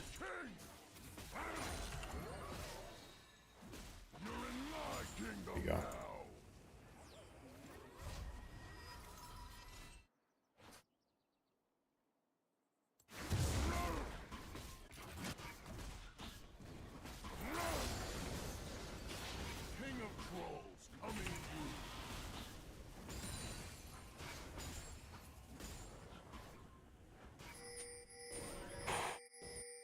He's on 32, so he's got his sides and he's got the clear. He's actually going for this play. That's really good for us.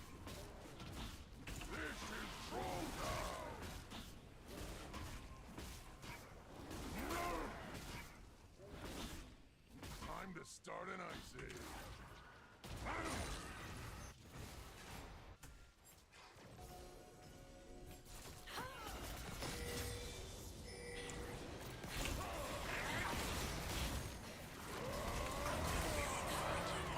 Don't take all that damage.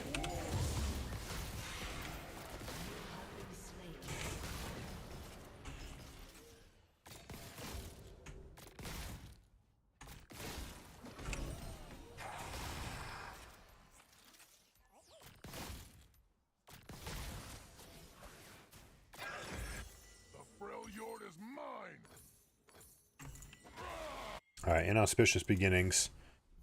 He was trying to hold the wave, but he's going to be incapable of doing it. Jhin is enormous.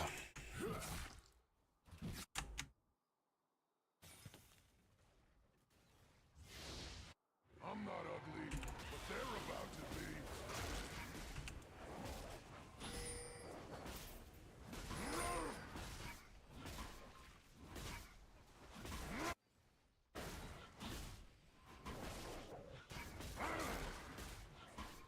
They crossed the wrong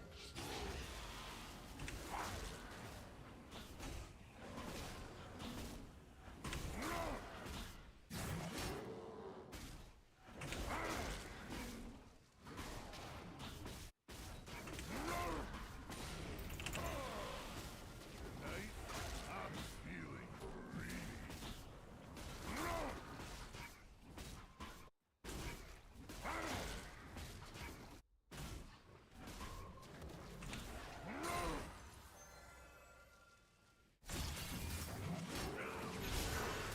I like my human with a fist.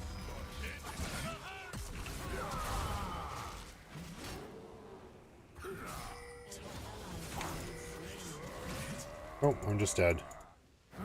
It's garbage.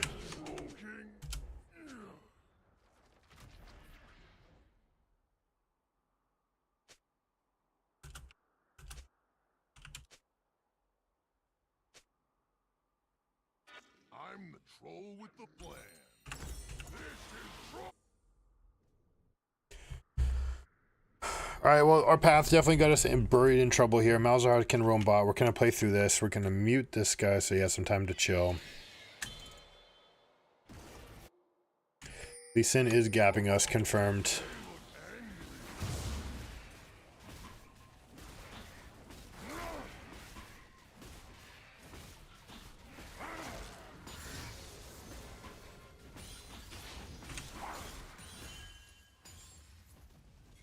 I'm troll judge, troll jury, and execute troll.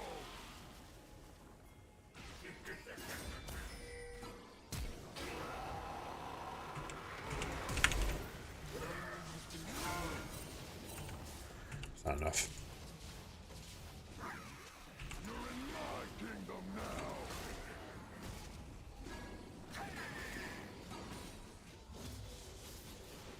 Oxbow king, troll king,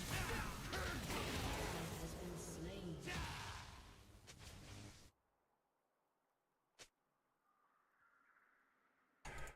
Yeah, we got some problems across the board here. king of trolls. Not the least of which is about to be Teemo Shrooms as well. Enemy rampage.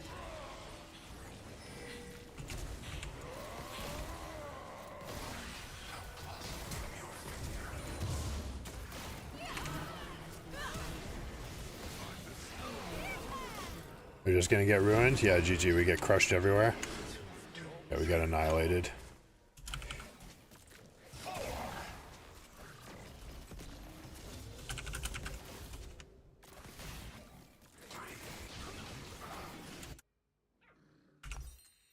The trolls are going to war.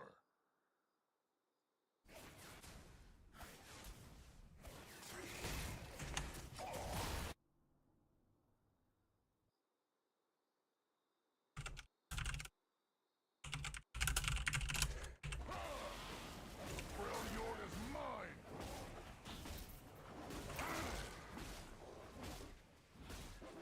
God, these camps are getting so hard to clear because I've fallen so far behind tempo.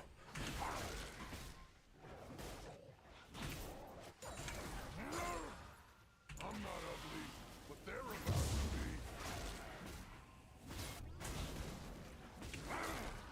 Perhaps could have actually hunted the Lee, even though he took this. I knew he was gonna be on Krogs. Could have gone there.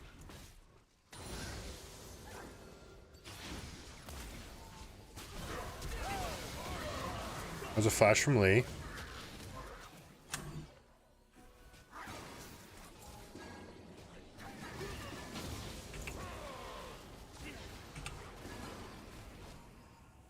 Alright, we get a push out. Let's see.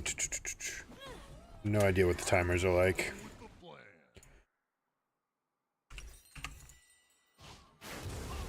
Wow, you're getting hit there.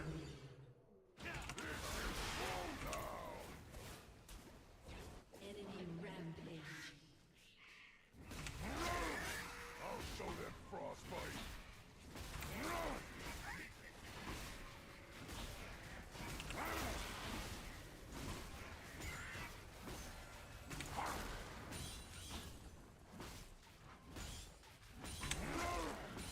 Oh, they look angry.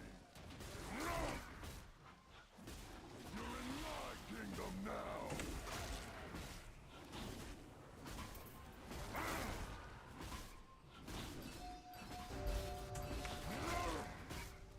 Oh boy. I'm troll judge, troll jury, and execute troll. Guess it's just gonna have to play weak side right here. We don't have Milio, they're 2v1. We just have to hope that she knows how to survive that.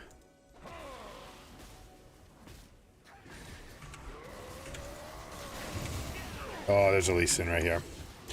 Okay.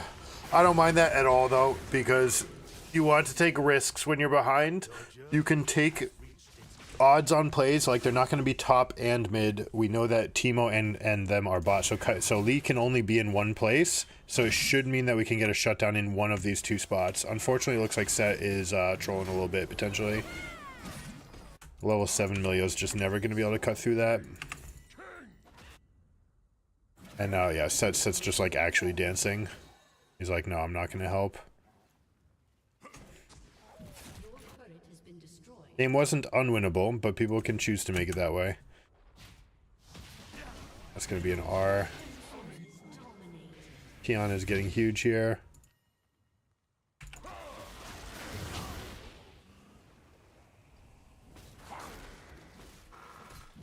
If that means they can get this kill, great. Time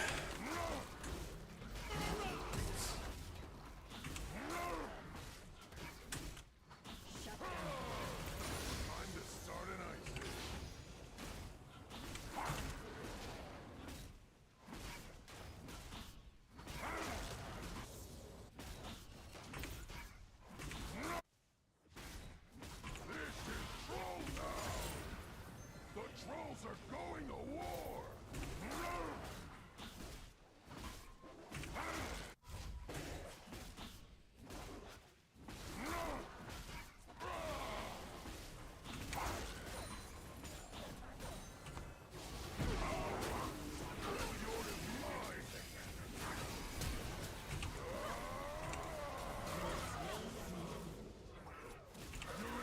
Volleyball Milio strat. Bump set and spike.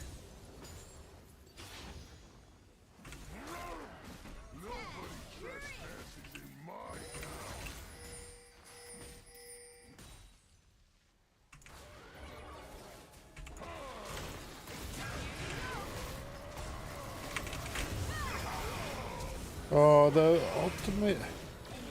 Nice try, nice try. If he can ult to shed the blind there, then we can get that kill. Would have been tight, no matter how we cut it. I don't mind going next. It's fine.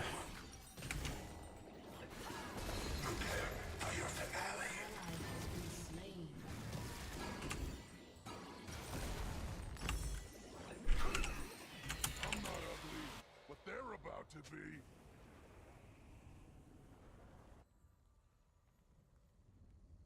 Interesting.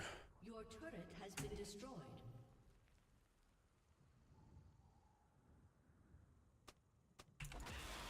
I'm gonna knock 'em. A summoner has disconnected. Oh, we'll shake it off. No big deal.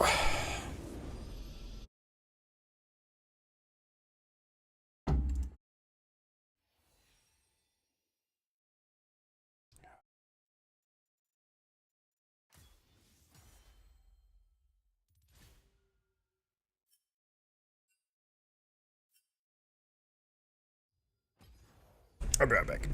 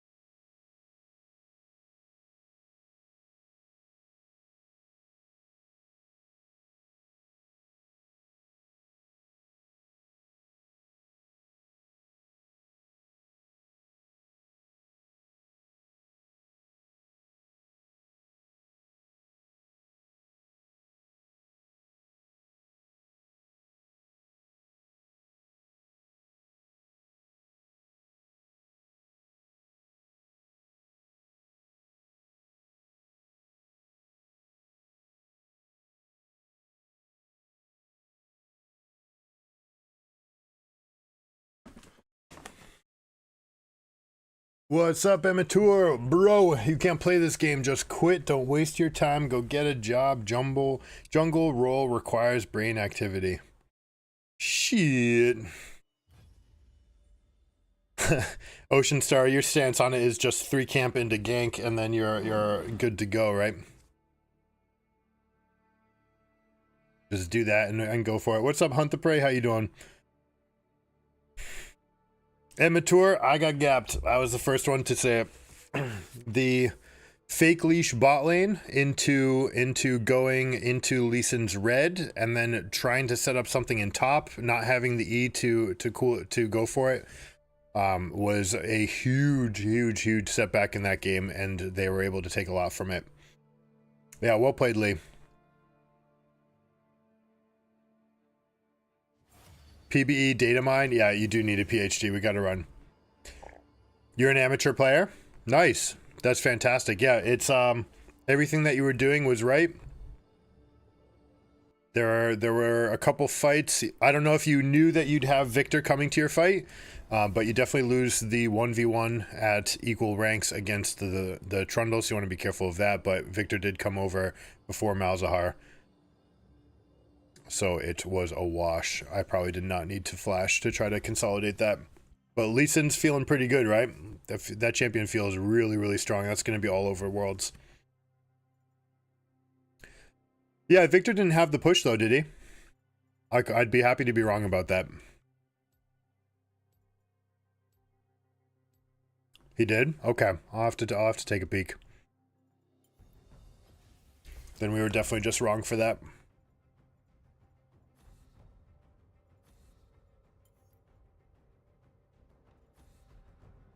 Do you like Duskblade? You like Duskblade best? Most people end up going Gore Drinker and Stride Breaker.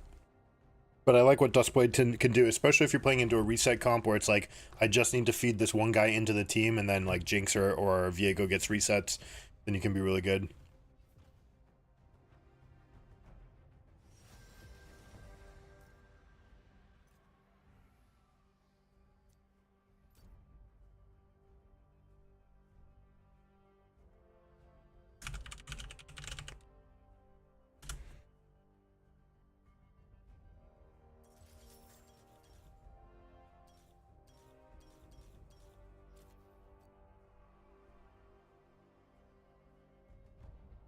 Gore is more secure and easier to pilot. Well, it's an extra button to press. But yeah, you're always going to be at least okay with Gore Drinker, right? Where do you play?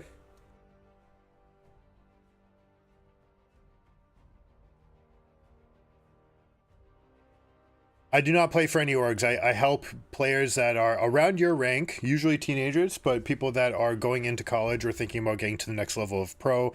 I consult with teams if they want to. The most common things that I do are get players into the right mental states for high performance, and to work with coaches, because I've 20 years experience coaching, and that is something that most league coaches can't brag. They're just ex-players or ex-pro players, and they don't really have much coaching experience. So that's the big thing that I get to offer, is another set of eyes, sort of the way Rick Fox was for the LCS, and I still maintain that's the biggest mistake the LCS has ever made, by ousting him.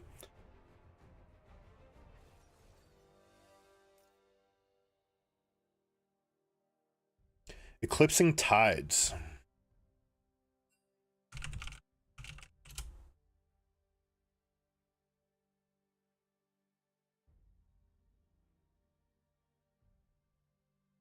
If you want to put your like team website in, I'm happy to shout it out. What are you doing down in this rank? Just having some fun smurfing, or what is it? What's your normal rank?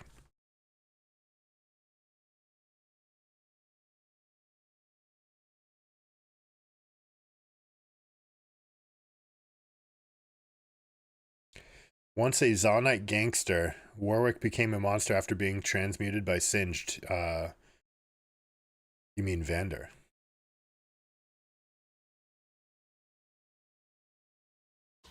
Arcane Season 2 is going to be so sweet.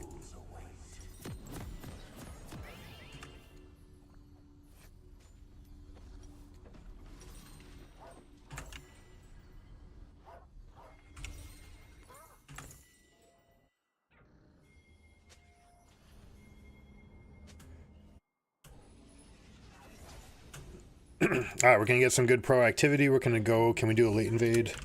Invade 128. Going to do a hold position ping right here. 30 Hey, we might actually get to do it, and we have a Nautilus to go along with us. That'd be fantastic.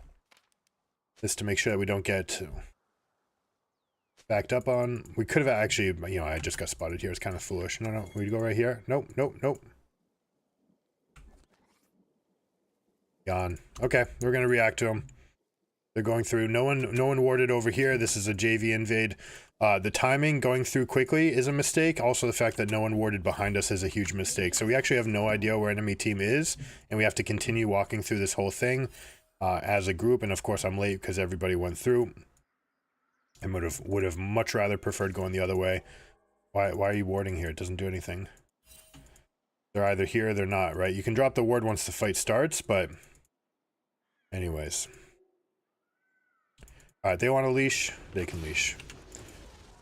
It's not something I'm ever going to ask my team to do, but if they want to, especially with Karthus, we can get so far ahead. Oh my god, but if you grief my Q, then I'm really going to be pissed.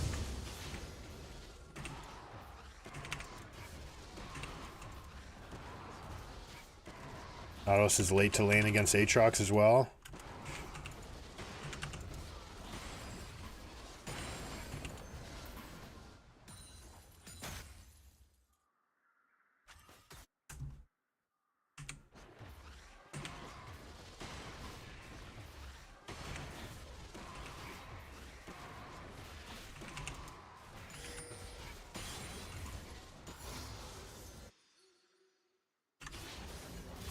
Could almost circle back around for this. But it's an Ashe, and Ashe, we all know, if you follow the champion, if you follow this channel at all, we know that Ashe is the #1 damage dealer in the early game, bar none. An enemy has been slain. An ally has been slain.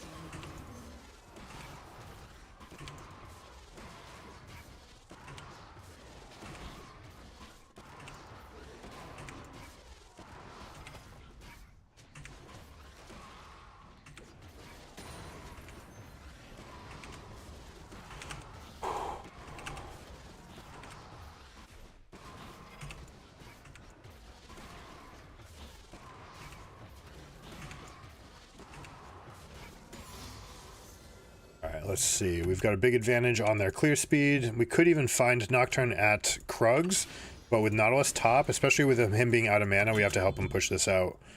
We're going to go and get as much as we can out of this lane.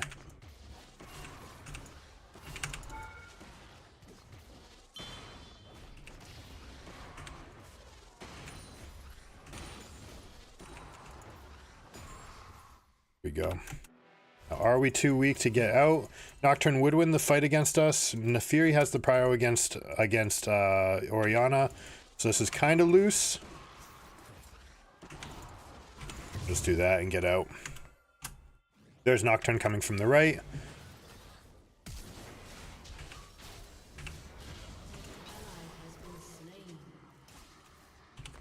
No dice. Are they going to try to push this? They're going to try to push. Orianna has no mana, so that allows me to actually hold this wave. I'm just going to fight it off, call it down, make sure that they can't get it back, especially since we don't have teleport here.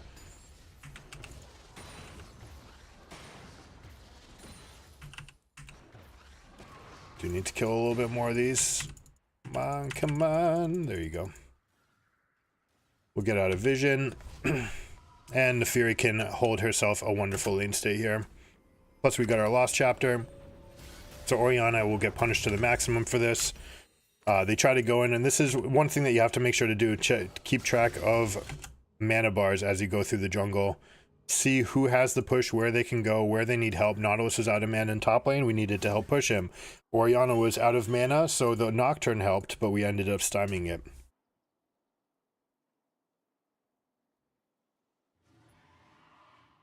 Alright, looks like we're going to get a fight in bot lane. These guys are going at each other. The Sums Thresh.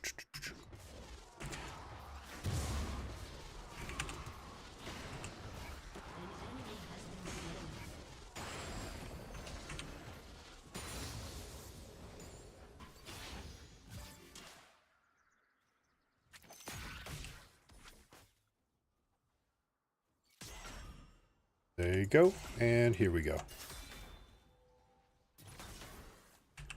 Got her.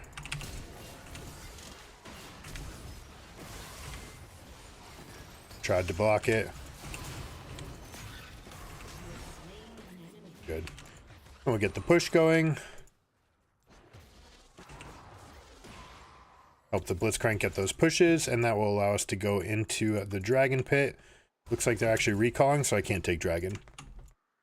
This is a mistake a lot of people will make. We've got nothing pushing from mid yet, no advantage here yet, and these guys wanted to back. Now they're changing their mind. And just cover Nefiri, help her get this push out. She's almost 6, so I don't want to leech anything from her quite yet.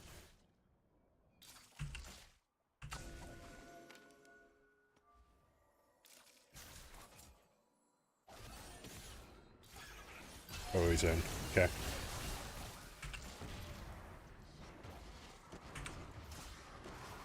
Alright, we'll get this push going then. Okay, well, I mean, you wanted it. This is what you wanted.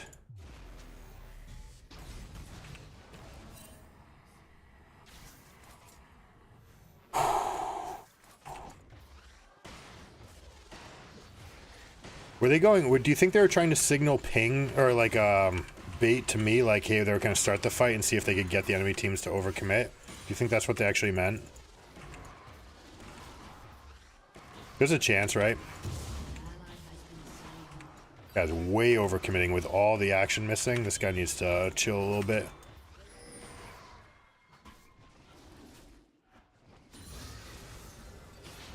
Alright, we want to buy our item before we cast this so we get the extra haste on it. We also want to see if she uses her E-shield on herself.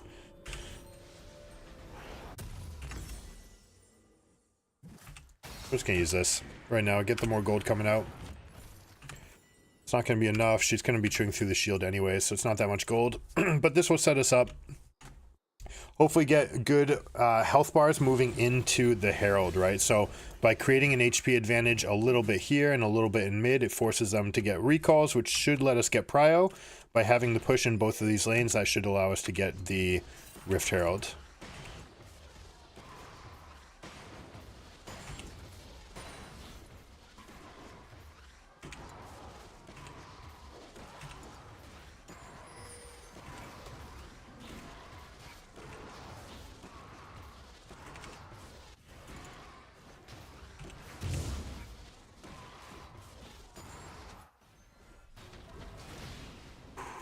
Yes, we got the kill. That was huge, guys.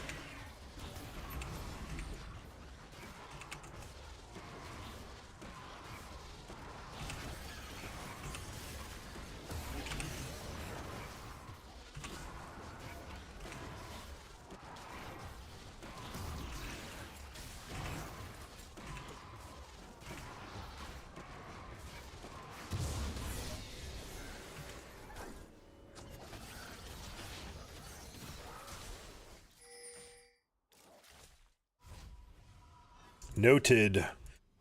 All right, 400 gold shy, which means we want to pop this. We're going to grab... do we want to grab anything? Do we just want to grab these plates right here? Nautilus is not collecting on this plate. Oh, could have baited some more. I don't know if we have enough action. I just want to do this because it gets me my, my upgrade.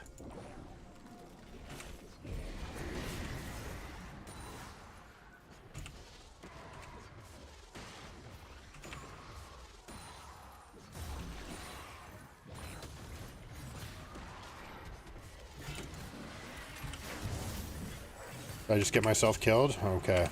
I suck. I just entered this lane. That sucks. We get this. We'll be able to cast this as we come back up. Nocturne has spell shield. We have a little bit of pressure down here. Ashe is dead, however. Nefiri's coming in, so we're definitely going to ult here.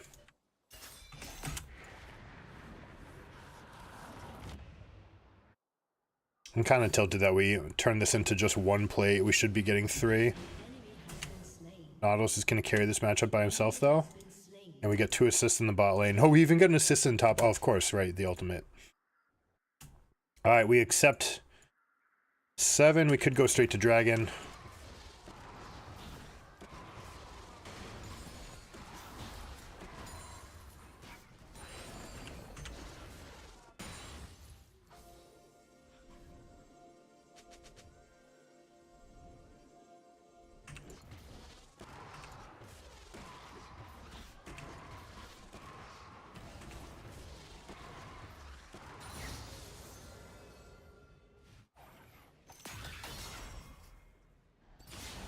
Blitz, blitz, blitz. Look what's going on here.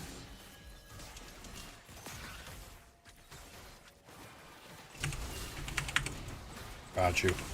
When we block the thresh, make sure that there no hook goes out. Beautiful. Tag this plate, because they don't seem to want to. All we need to do is just tag it.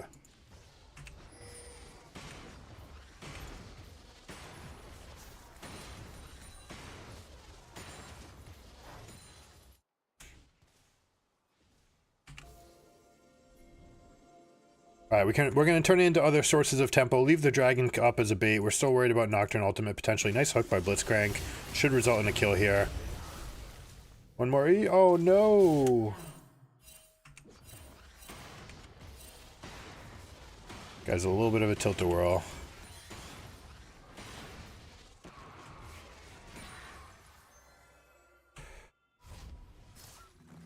Uh-oh.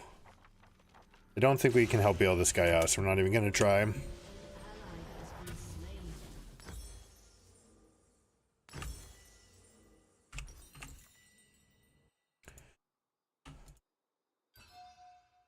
We give, absolutely give. We play towards the side of the map now.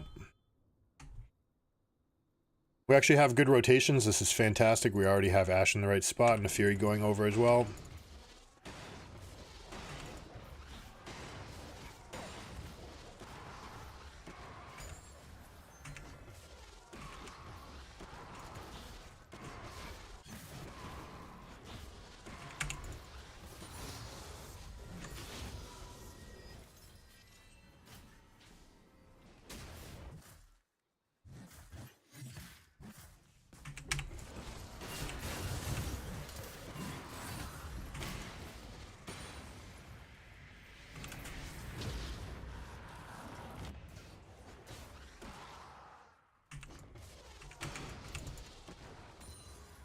Keep getting this push out.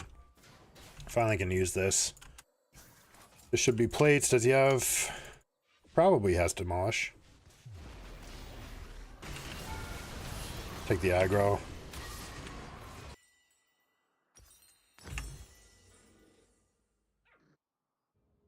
Level 9, let's see. We want to get these camps because we're going to hit level 11 off of one more cycle. So we're going to go cycle bot to top. That'll put us at 11 with a blue buff on the Rift Herald. And that should coincide with our level 11 spike here. Enemy has been slain.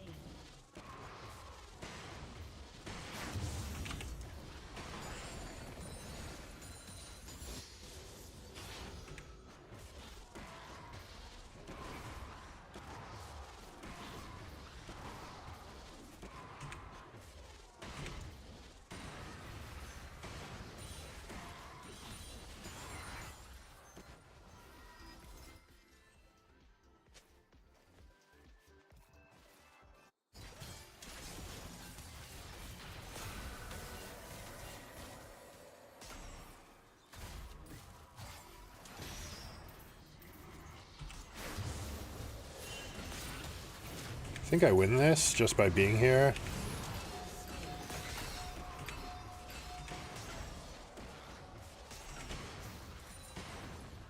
Okay.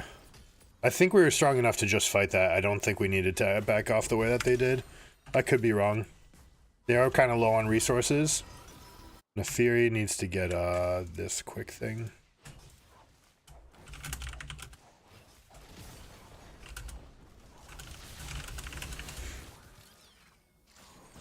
Nice dodge. Not gonna be enough. Might get enough to ultimate here. That burn damage with the ignite. An ally has been slain. Might have been better to just wait till level 11, make sure that we could get up to this.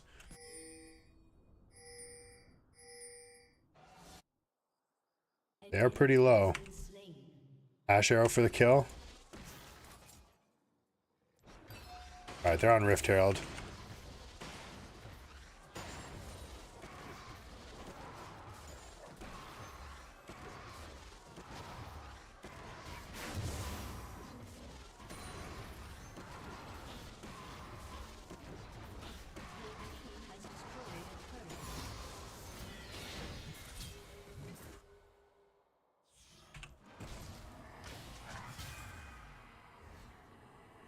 Got the ultimate.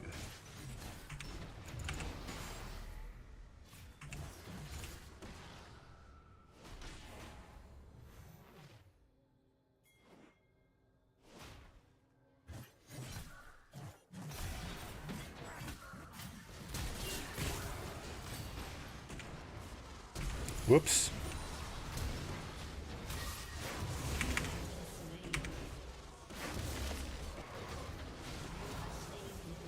I played that so poorly. I feel badly now. Oh, the peel. The peel! He still got it. It's enough, but it's not enough. The trade, exciting. This is a really good time for Nefiri. She should be able to get a cleanup kill here. 1Q! Hilarious. Alright, multiple different... Oh my gosh. This guy might not have everything ready for that. Alright, we're going to start building towards Zonia so we can play more of these diving plays. We're also going to get this, which is a kill if she doesn't back in 1, 2, or she's going to recall. Do it, do it, do it, do it.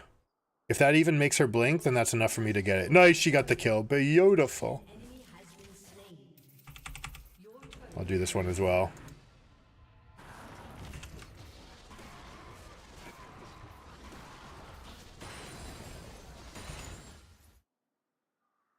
Why is this still here? Alright, let's go.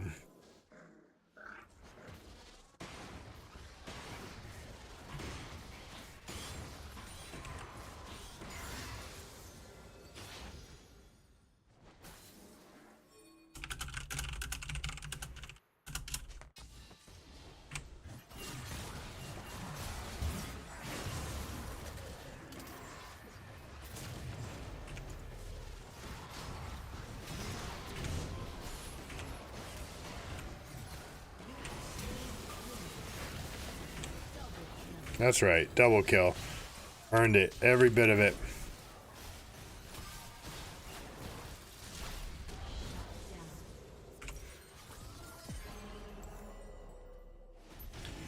Alright, Restream, how you doing? It looks like something crashed.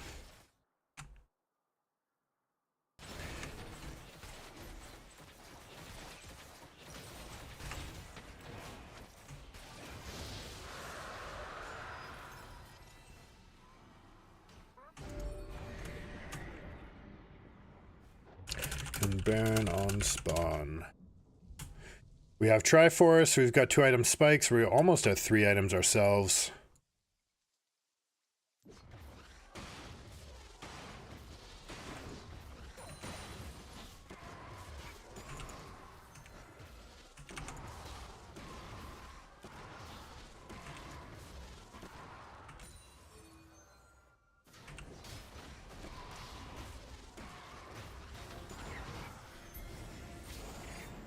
Actually, all hunting bot. We should be okay to just take this.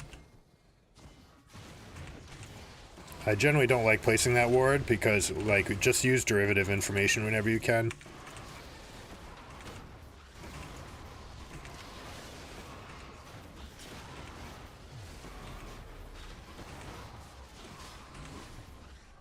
We stopped using E because we're preserving mana. Take a deep breath. We're about to get into a smite fight. And I'll use this right now since we're about to clean up.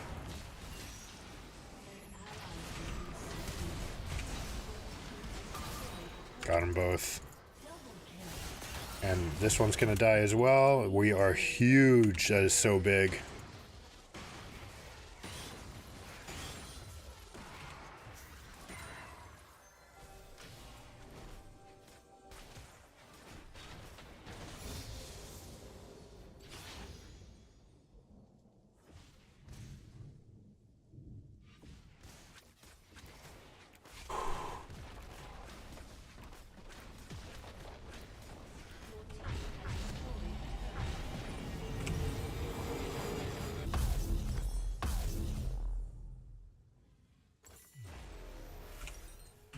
Who's that hitting? Nefiri? It has to be Nefiri.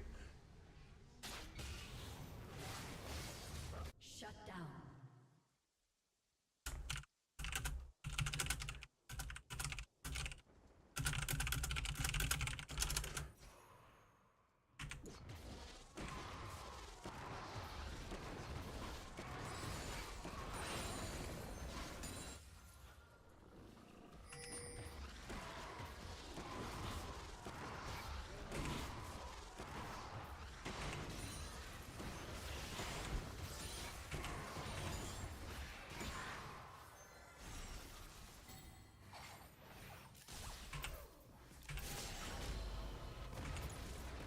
Too risky to go forward. Maybe there's a world.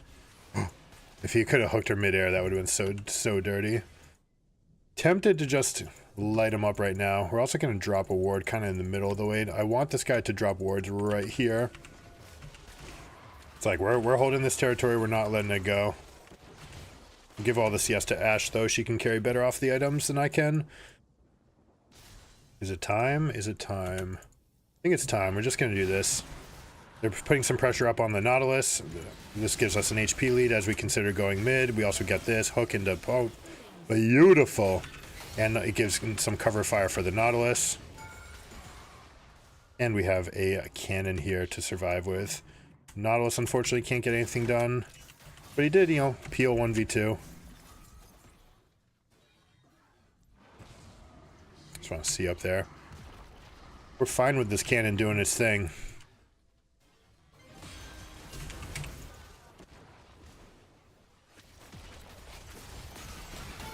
I'm tanking this.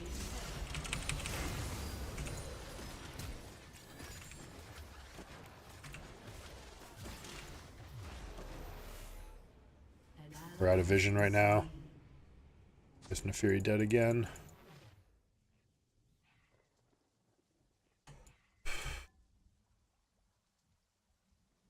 Give D.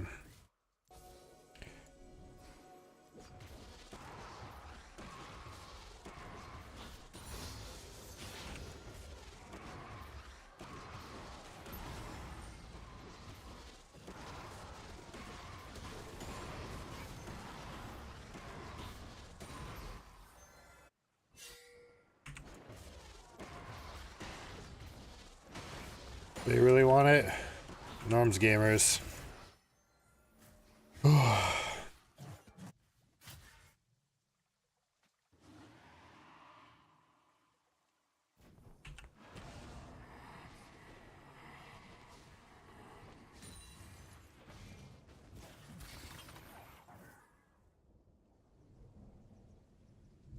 we can't leave Ashe alone over there. Go for it. I'm gonna peel this way by just stepping in front of everybody. And if I die, I die. It's no big deal. Now we just ultimate. Now we can do this from safety, and everybody dies. We just win the game. GG. How to play Karthus. Make sure you die.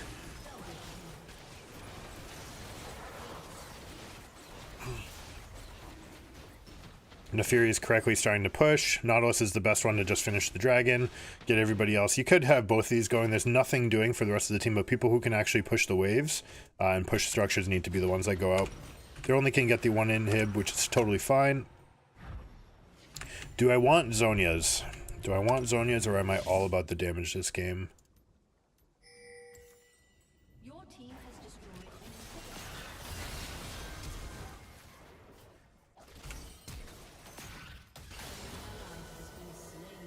What a guy.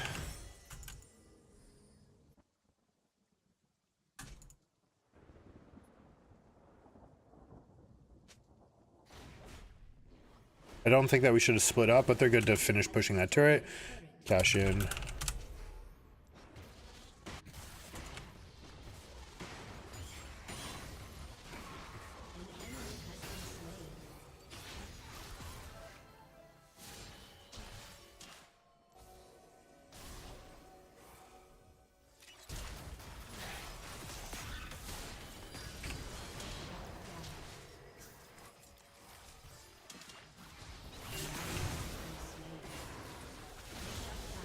Couldn't do another alcove outplay with her. That's too bad. You have slain an enemy.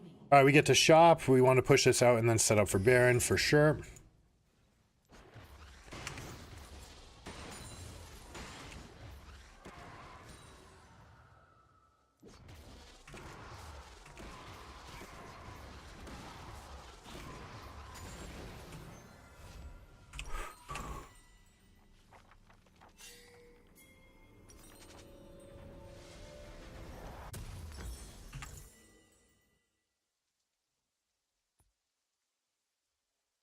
Oh, get out of the fucking fog, dude.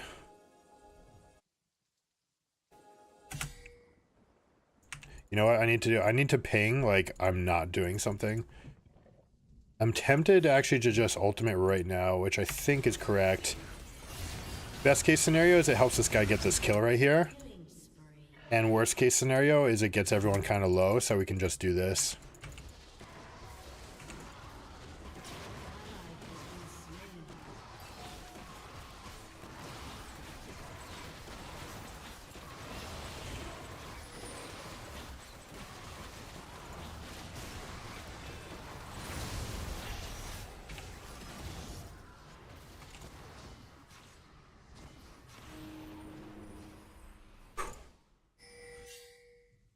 Push sides. 41 seconds on the ultimate. There's actually a very good case for going back and getting a needlessly large rod right here, because there's probably no more shops happening in the entire game, and we have the moment to do it.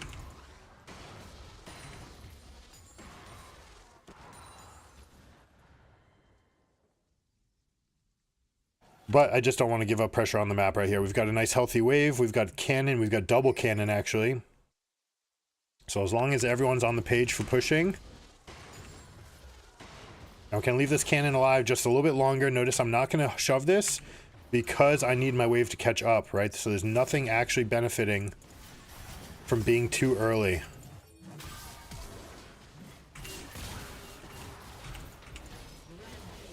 We good. We do this for sure right now. There's no Nocturne and no thing, but we want to grab aggro.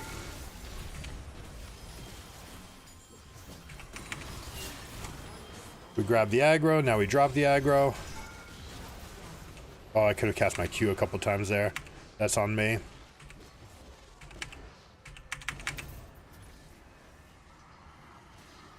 Let's just push to end right here. They can grab the wave, it's fine, but Nocturne coming up means they're going to have to get into a complicated situation. This could have been avoided by Nautilus coming to group with the team.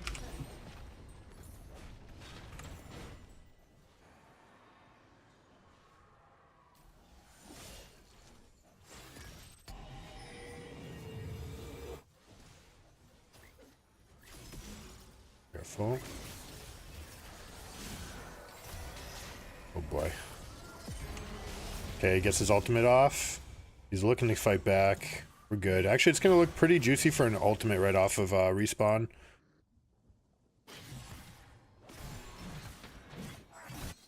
We've got targets all over the place.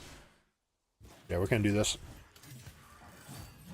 Give the Nautilus a couple of fight back options. Also, we just straight up killed the Orianna.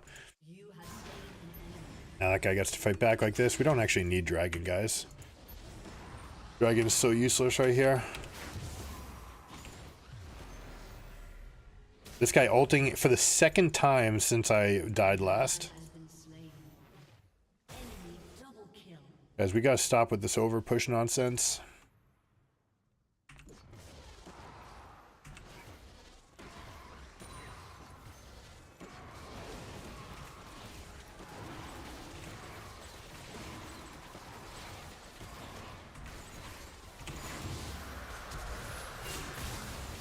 Try block for the skill shots.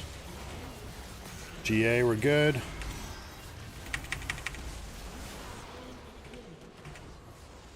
Ooh, it's just at the edge. Alright, we do have Rabadons for next fight, so we're going to wake up an ultimate, and it should one-shot actually the misfortune, not even lying.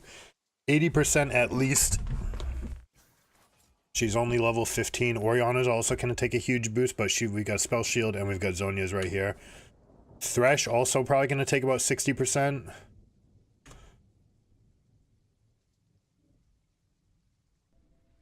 Best thing to do is to get control of the eastern quadrant right here. All right, move together as one. Blitz Crank and Nautilus are kind of going at odds again. Nothing to accomplish on the top side. Blitz, the Baron is going to come up, but we want these structures dead to apply a pressure for us, right? These, you create minion waves that are supers so that you can just have pushes. Those create vision windows for yourself, and if they're in the bot and mid, then there's nothing enemy can do to stop us from seeing that entire side of the map, and then we can go over to the pit. Like, one question I guess I have is whether or not to cast it right now.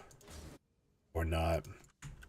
And the Fury's also kind of inting. Nautilus also has no no teleport, so that means I actually have to go fix this wave. And the Fury is trying to die again. She may be strong enough once she hits 16, especially if she gets this other half item, that she'll be okay. I will join with my team. I need them to slow down a little bit. If now that I'm showing, there's a good chance enemy team just dives on us. Gonna give them a little cover fire.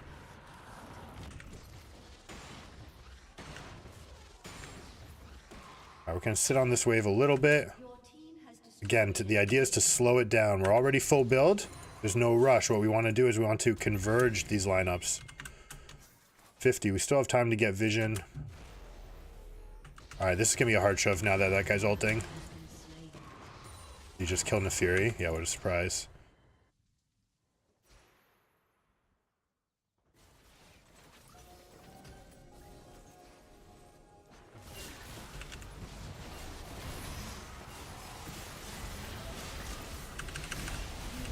How did I not get Zhonya's off?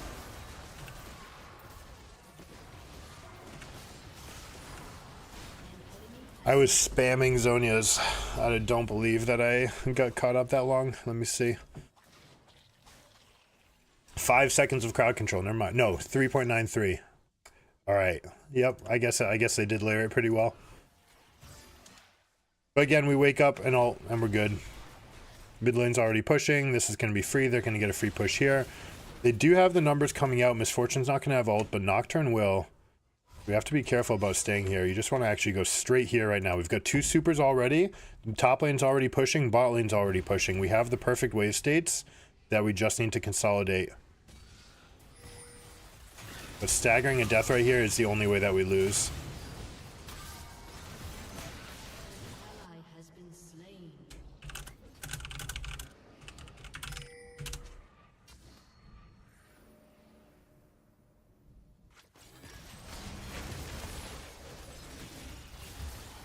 I'm just gonna do this right now.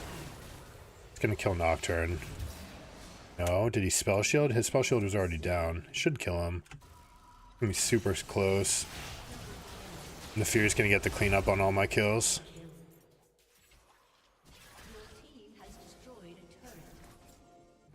Nocturne's at 1 HP. We can actually just break this. We've got teleport is ready. Okay, yep. 100% we just get this wave in. We don't have a ward coming from this guy though. I shouldn't actually take these. The Fury's not full build yet.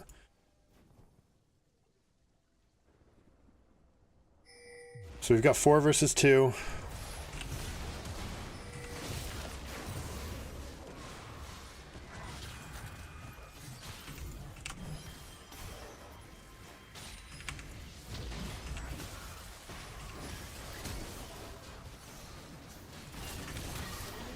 And we're good.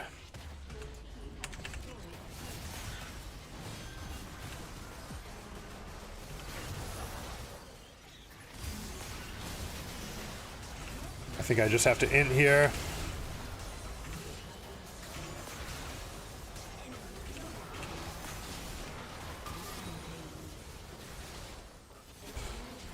It was enough to clear all the minions, maybe get enough damage in. These guys are super low. This guy's still burning and taking damage from minions, but the shield is up. Ashe is going to be enough to finish the game here. It's minions versus 2. They're okay. He's also going to be very good here with his Demonic Embrace plus Fimbulwinter. There's no real counterplay, and they get the kill. We end the game with gold to spare. Whew! Nathiri, why'd you make it so complicated?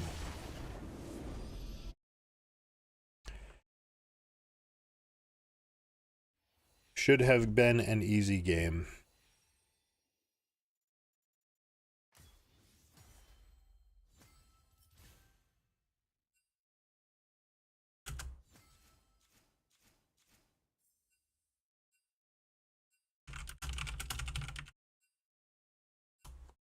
Useless team, please report Karthus.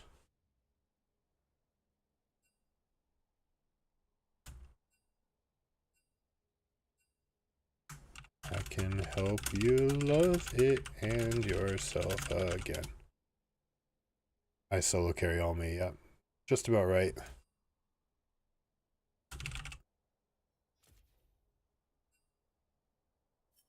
This is my job. I love it. Hashtag winning. Anyways, some people just want to be that way.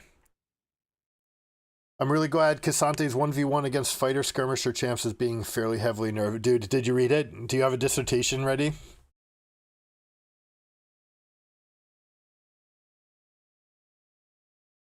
Salad with chives. I mean, don't do things to get reported. You're welcome to be invited. You're welcome to talk about things, and you get reported, and that's fine. Like, it is what it is. You deserve to get reported. That's how it is. This is what I want to show you.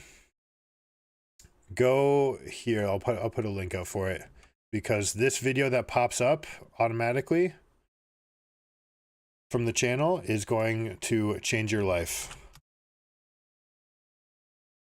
So when you go here, there's going to be, oh, because I'm live, I guess it's not going to show it up.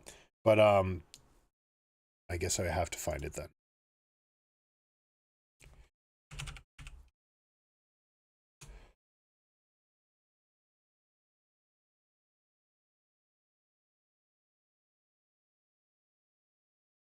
This.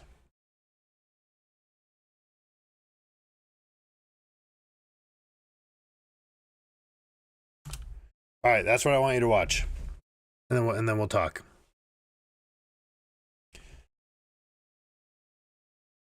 It's a quick video, 5 minutes. It'll completely change the way that you look at how you treat yourself and other people in game, and the effects that it has across all games.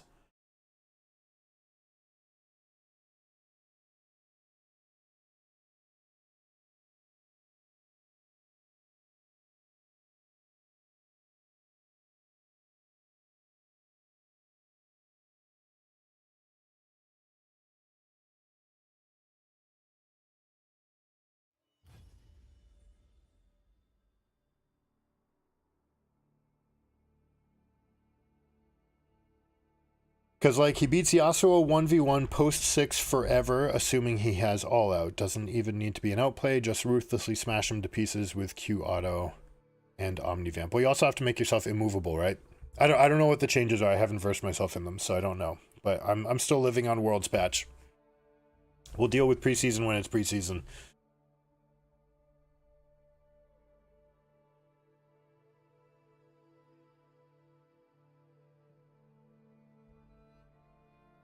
I appreciate that, Salad with Chives.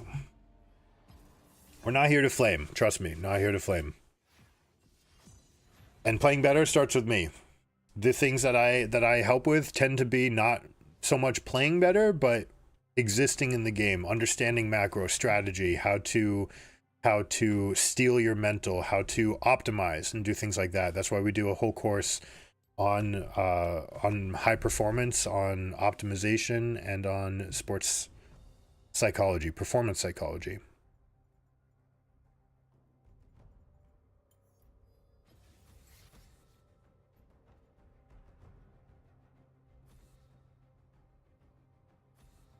It's a little bit fast-paced. Feel free to mute me while you watch it.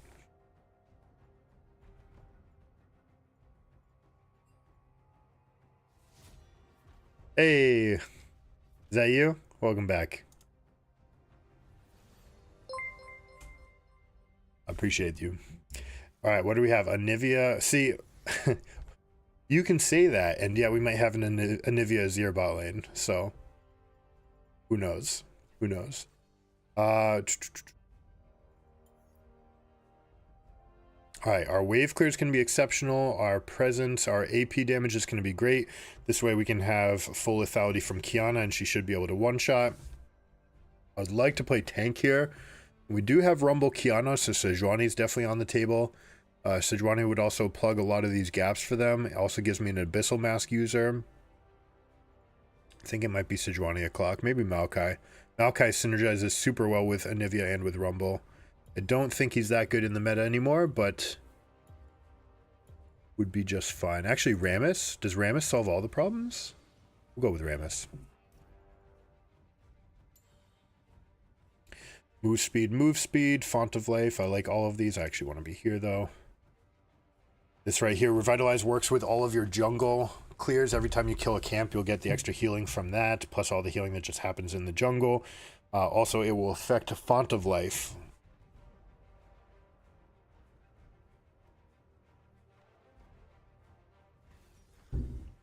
Yeah, this is looking like a pretty fantastic game to be full armor. Do we go for Anathemas on Vhagar? Is going to be the big question. Or is it just like one Abyssal Mask, which will amplify my team's damage, while also slowing him down enough? Or is it just Anathemas to get the extra health? We shut down the Vhagar damage that way, and then full armor. I think that looks pretty enticing. We'll see if these guys are real. Bot lane Anivia. This is super weak into consistent auto attacks, and they've brought 2 people with consistent auto attacks down bot. So it's gonna be a little bit tough if we play this out. I would recommend dodging if you're trying to climb, but this is a great lane for Rammus to try to beat up. I have basically no presence against Darius. Darius gets an auto, a free Qs off of me. He can also break me out of my role by just hooking in my direction. And the bleed outlasts the spikes. So all in all, a tough spot to be. But I do want to help Rumble out.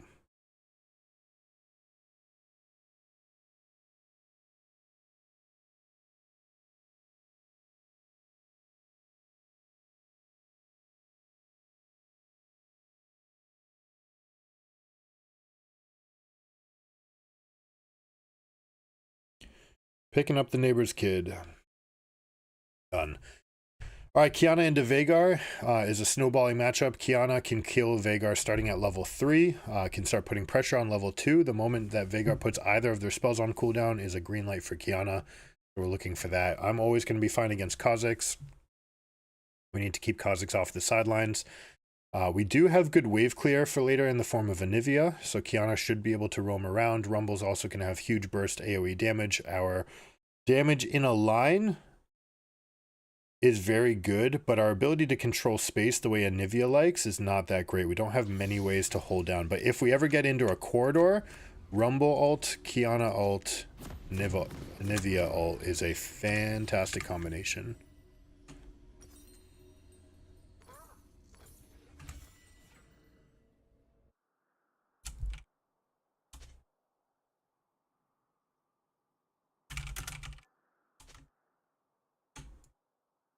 Welcome to Summoner's Rift.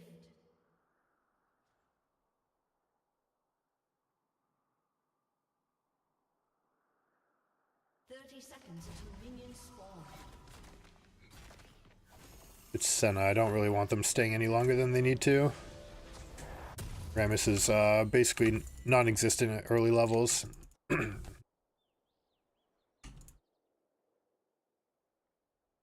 Level 3 is fine, level 2 is fine, but level 1, non-contributor. If you go anything but W, then your jungle clear gets gapped way too hard. And if you W, then you're just kind of sitting there for Senna to get stacks off of you. So we saw Kha'Zix. Did he actually activate this? I didn't see it.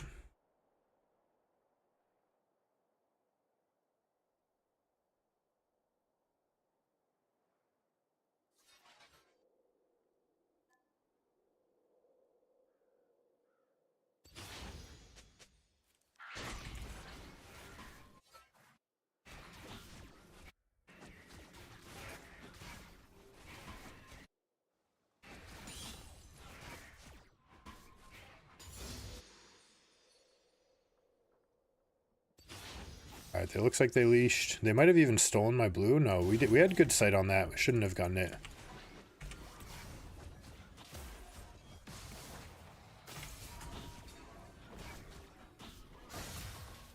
Just gonna keep eyes firmly on this lane.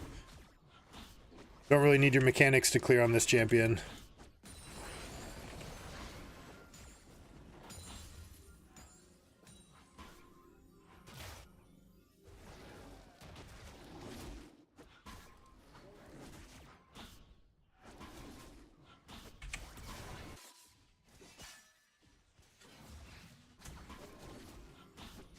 Should be able to get a Q engage here, especially since Kiana's can hit 3 first now that the wave's here.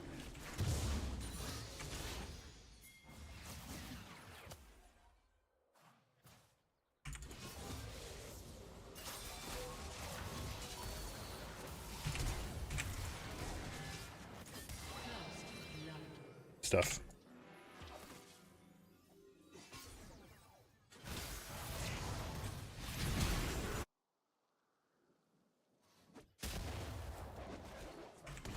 An enemy has been slain. An ally has been slain. Uh-oh. Gonna pop her passive right here. No, not even. She's trying to get them to pop their passive, trying to get them to int a little bit. Looks like my blue is gone, so they did come for a late invade here. I'm gonna stop this. Oh, I stepped on a trap. Woe is me, but Senna's gone.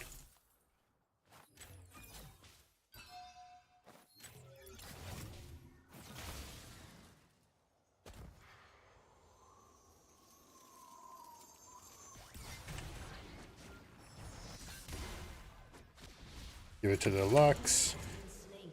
We don't need that goal. I don't know what the pings were coming from.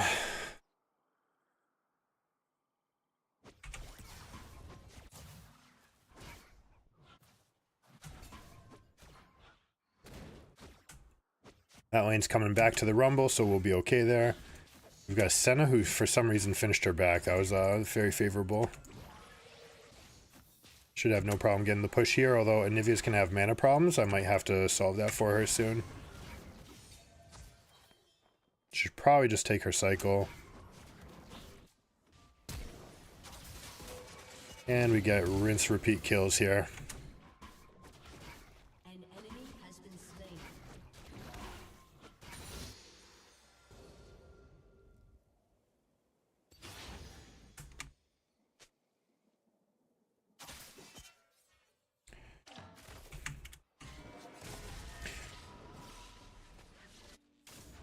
Alright, Rumble's gonna get 6 off of this, so I do want to start moving my way up there.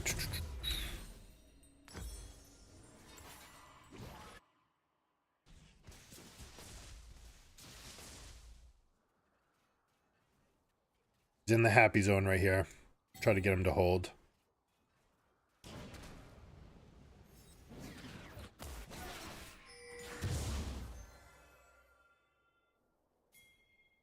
Careful. An enemy has been slain.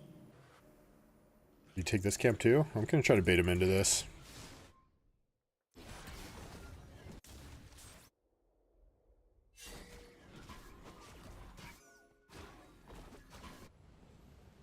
Guy's about to hit 6, right? It has to be 6. I must have caught him right when he hit 5 before.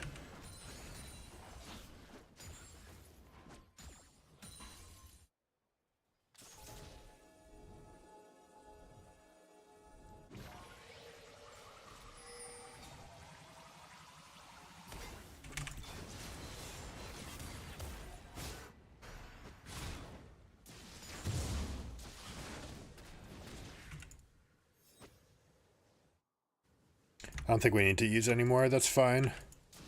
Pick up the pressure here. This guy's going to miss a lot. I probably need to stick around.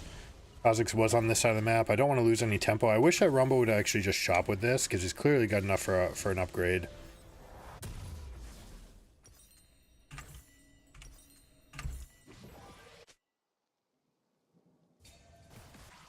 Alright, Kha'Zix made his way straight over here. He took 1 camp and a CS. So he went 1 camp, which means he's coming back into his own jungle, and he's going to be finishing another. This will give me time to go invade his blue side. Or meet him blue side, I should say. So now he's here.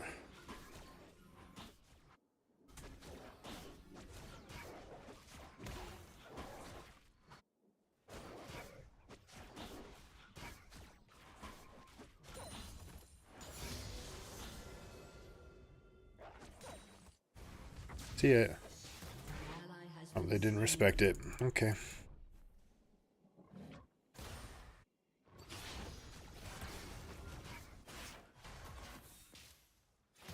She have her passive. That's not what I'm trying to do. I'm trying to ping on you. Because I want to see your thing, but I don't want to move over there.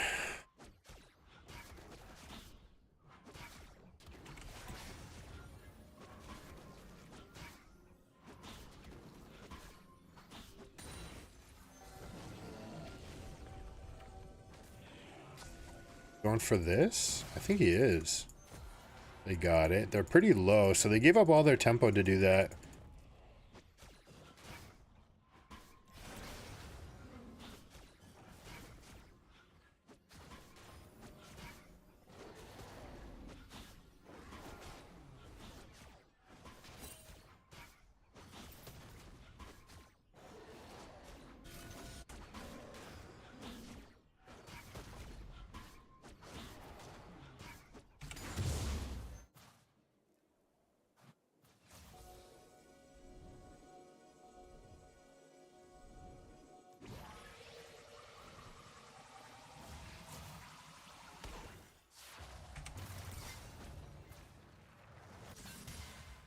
That's a waste. We stop backs? If we stop backs, then it's actually okay. He's got no mana. So the longer we can delay this back, the better it's going to be for our laner. Kind of gets a double stacked wave here now too, so she can push this all the way in. Veigar can't really contest because no mana. Kha'Zix is on... Kha'Zix went again to bot side. Okay, that means we're going to have a free invade here. But when I say free, I mean they got the kills down bottom, so it's not as free as I'd like.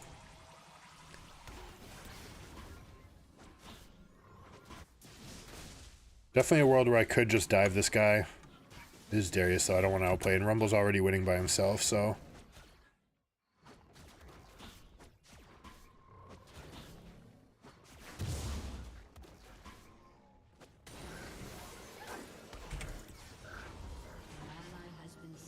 No. Oh boy.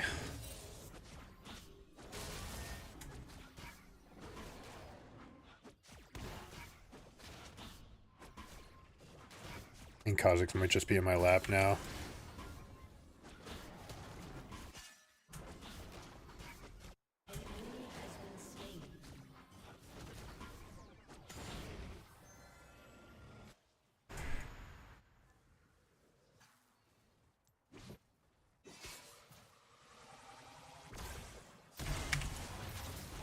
Oh, it dove right into the thing. Unlucky.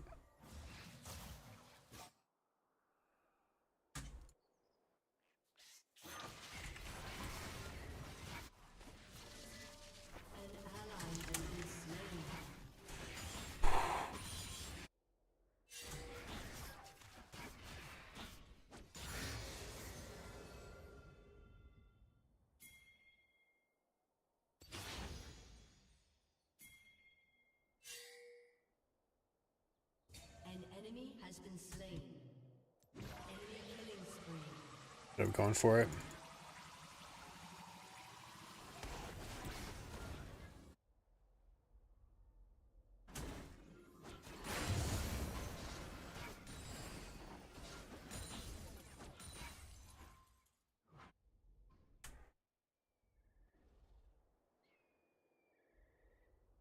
I could try to like outsmite this, but Veigar, let's see, Veigar and Kiana are both coming up at similar times. Veigar has thing, I don't. I do want to fight the Kha'Zix here. I have the level advantage and the item lead. Not item lead, he's got Duskblade finished. Just gonna have to make them harass over this. I can get to the other half of the map faster.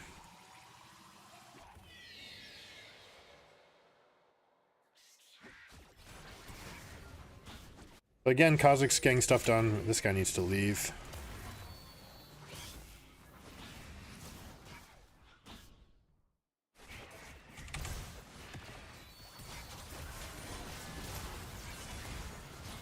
Hey, block that for me, Kiana. R? R? I'll have it.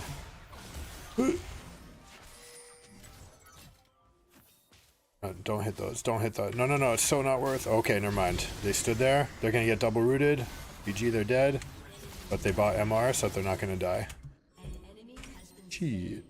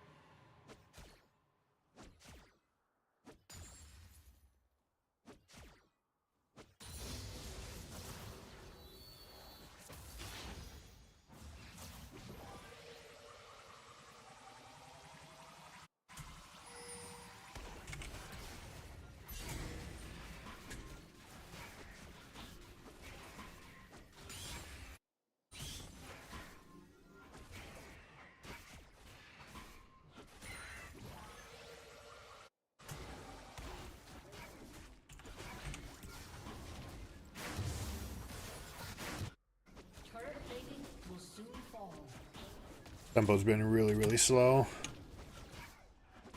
We're keeping them off of any kind of Herald. Lux needs to be careful about where she goes. I can maybe get behind this Veigar.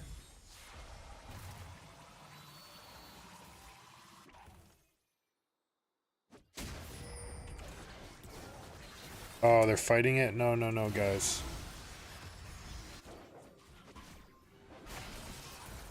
Okay, if we get the one kill quickly. An enemy has been slain.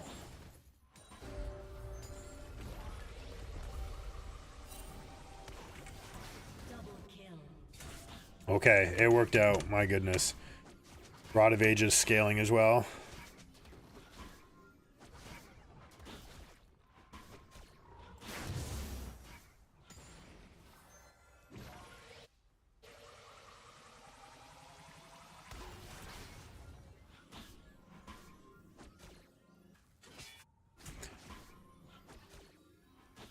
Alright, we've got Thornmail in base. Whether or not we're going to go Demonic Embrace, questionable this game. Probably just stacking armor this entire time. Stack armor and build Anathemas. Seems like a plan. We can go double anti-crit. So Randuin's Omen would go next. This is generally enough.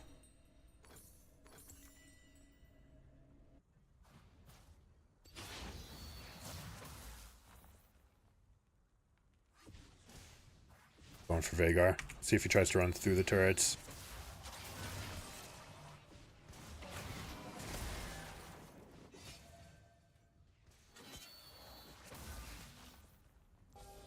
Unstoppable.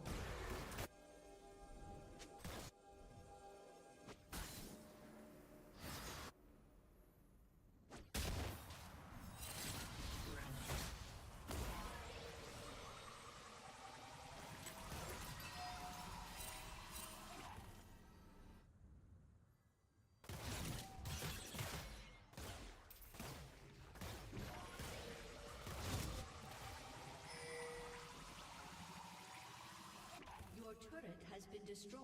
Where are you, Kha'Zix? That's a bump.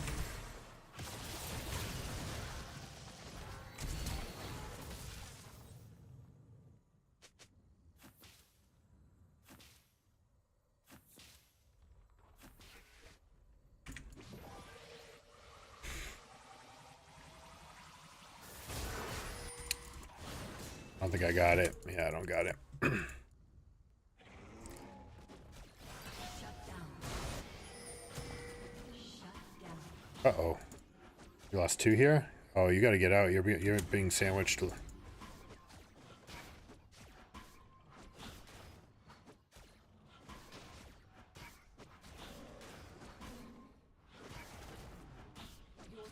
has destroyed a turret.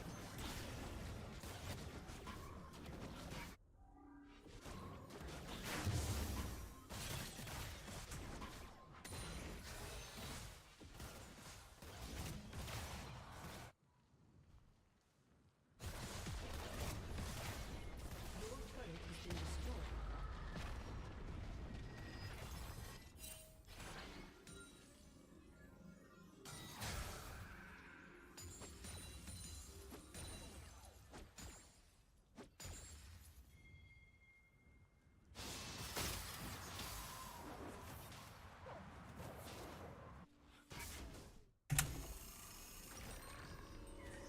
has been destroyed. An ally has been slain. A little bit deep. Just relative to where we're all at. No, I don't doubt that my tempo is actually way off. Okay. Cleanse. Actually need points in taunt, not the other way.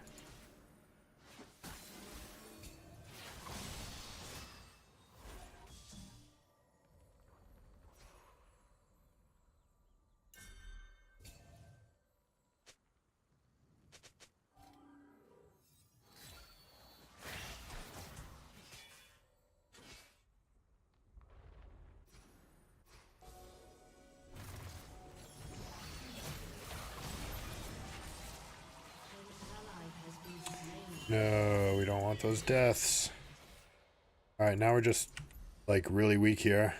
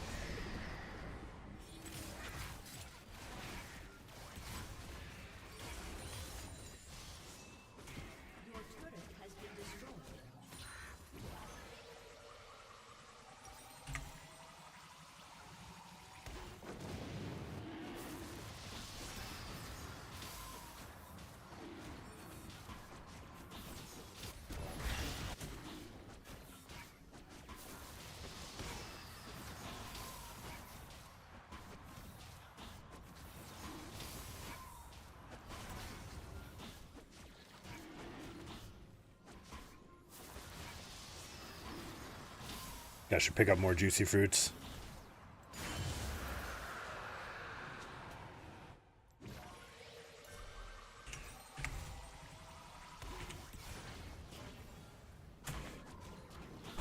So this is actually a mistake. These extra points in W, don't need them. The 2 points to help with the clearing helps a lot, and then after that you just want to have more points in the taunt. Otherwise you can't hold people in place long enough. Especially with guys like this that we have heavily auto attack, heavily AD focus. Like, yes, I can just be a tank for this, but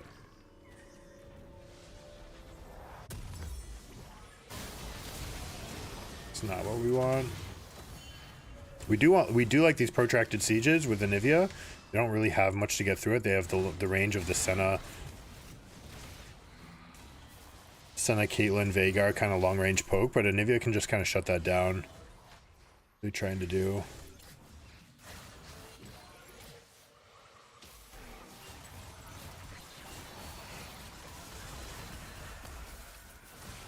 Got you.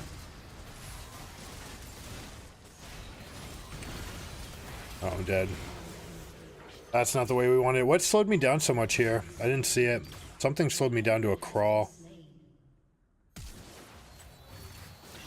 Was it Kha'Zix W? That's my fault. I just needed to be a body for them. I was looking too much for a flank, and I just need to be the body. Especially for this team, right? I'm the only guy who can stand in the front, so I shouldn't be looking to flank. I just need to get in between them and the Anivia Lux.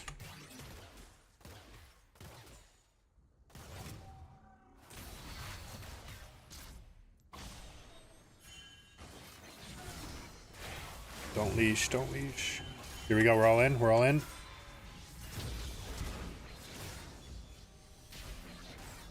That one. Move as one. Lux, look behind you.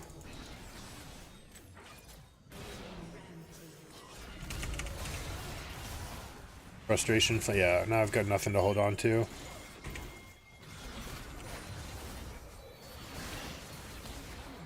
It's just so bad. Everyone's just trained on like the only target that they want to go after.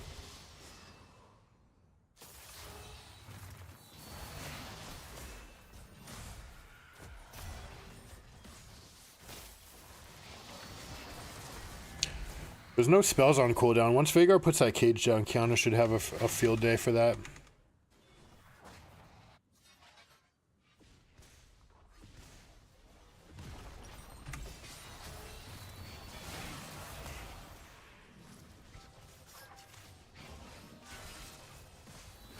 Take damage.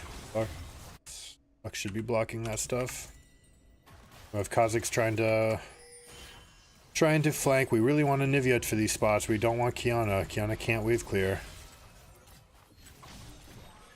Gonna try to break it.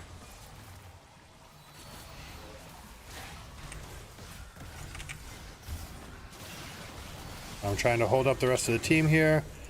I'm just trying to hold the front for them while they get work done. Oh, you can't flash into that.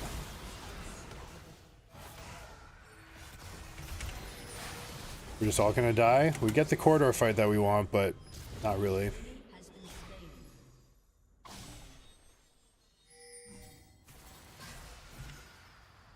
Guys, actually really smart to build like this.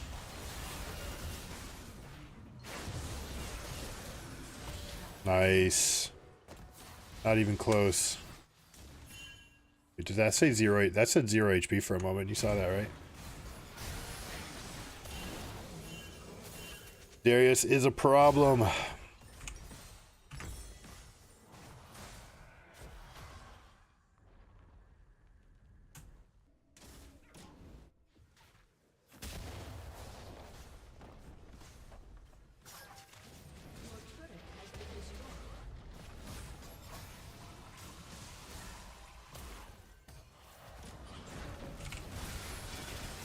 Bounce it onto me. Burst him, please. Thank you.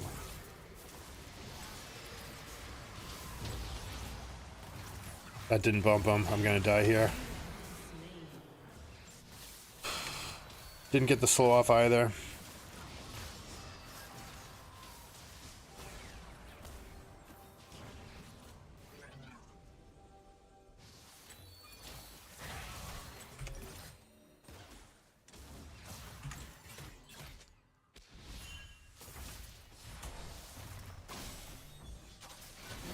Beautiful. Alright, we need the rumble ult for this.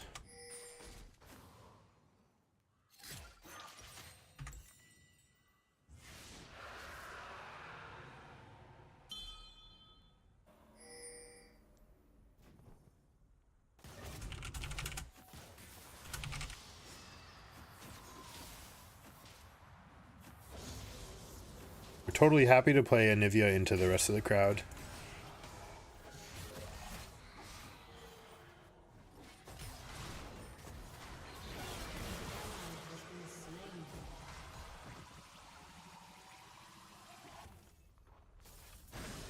Just boned here, huh? Guy's definitely dead. Do we try to salvage this? I like that ult.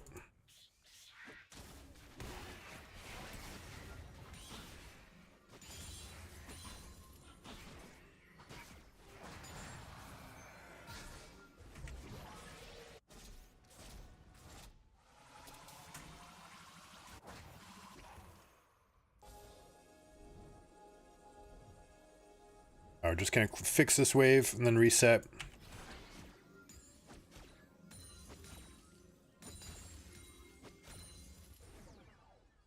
Ours will actually slightly push. Now they have the level advantage, so that's gonna make them push out more anyways. Oh, here we go. This is my chance.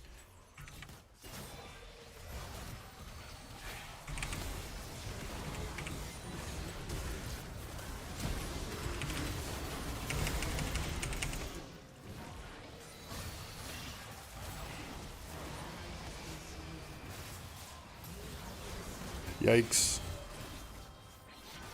Really good time to be in Anivia. But we just deal no damage to this Darius.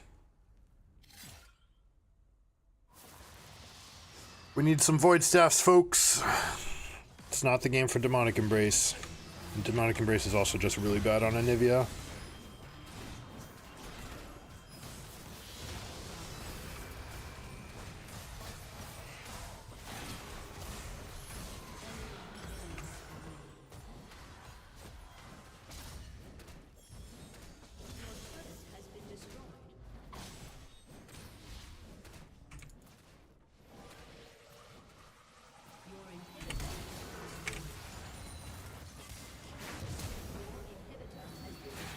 Did he just walk me into that thing? I think he did, and his E's can be up.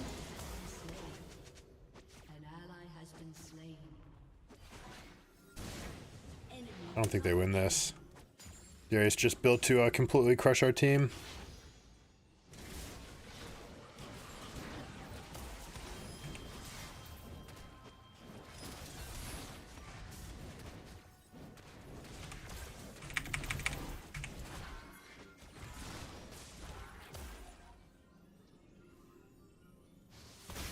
Oh! God, we do nothing to him. Hey! Raid boss down.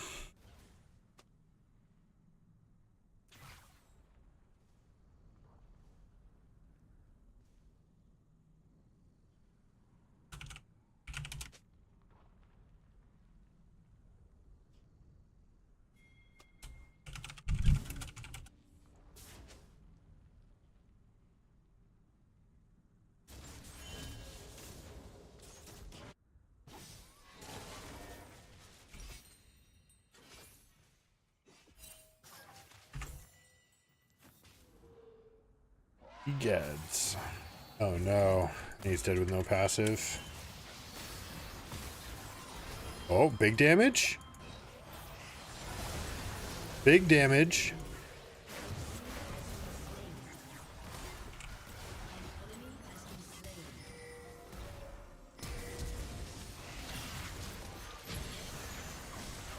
Bonk. Darius is still the raid boss though, folks.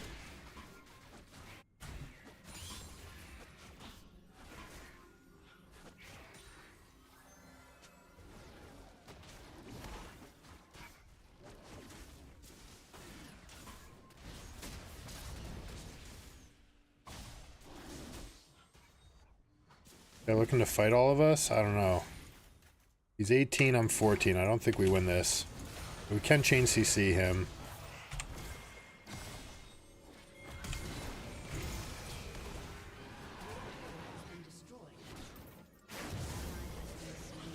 He got that kill.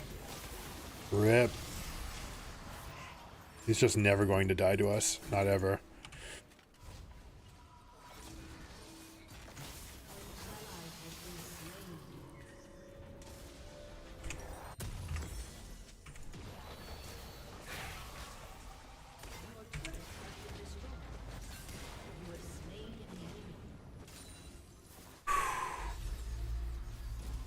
Alright, we can win the Elder fight. Oh, they didn't build Void Staffs.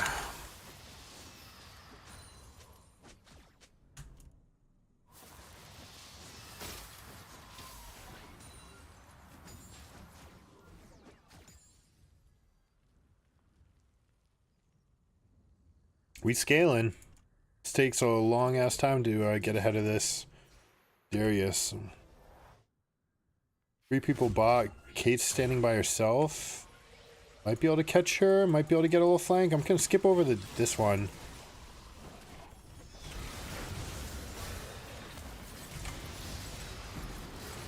Some burning going on.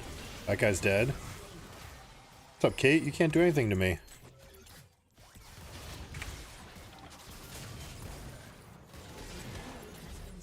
Now we just need to solve this problem. Easier said than done.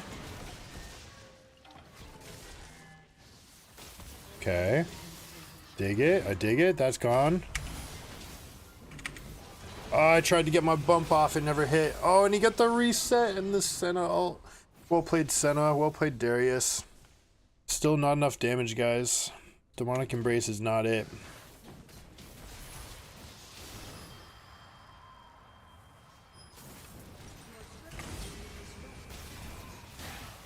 Dead.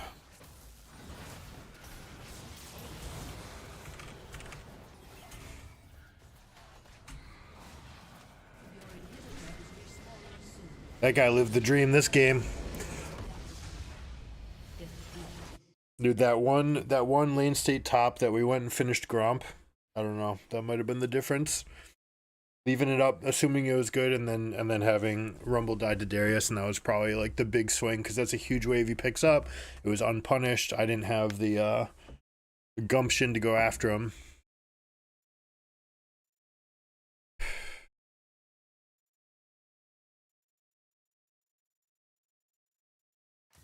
I don't know. I don't think anyone built particularly well either.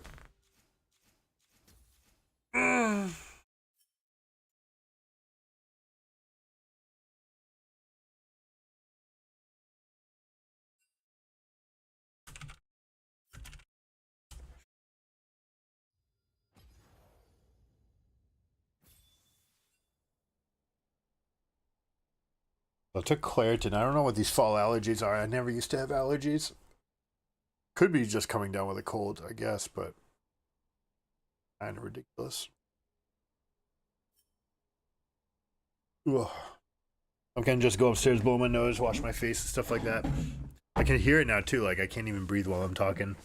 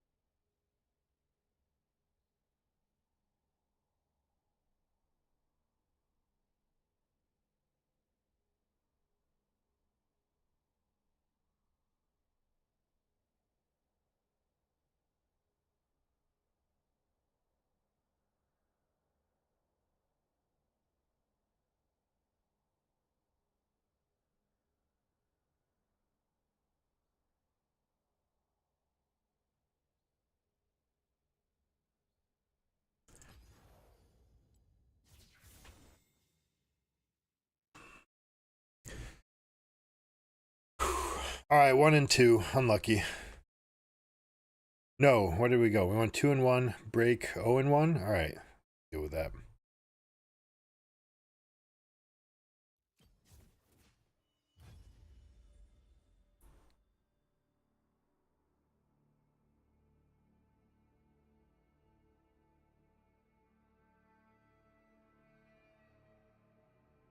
Eclipsing Tides.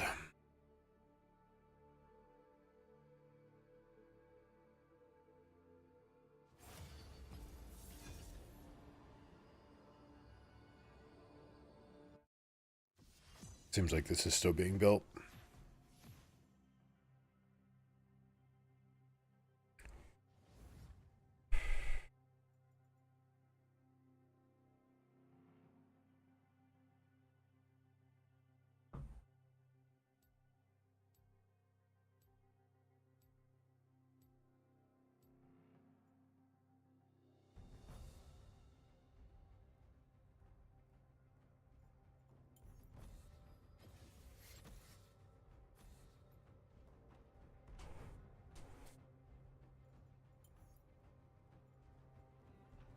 All right, we'll put it in the game. Let's get it.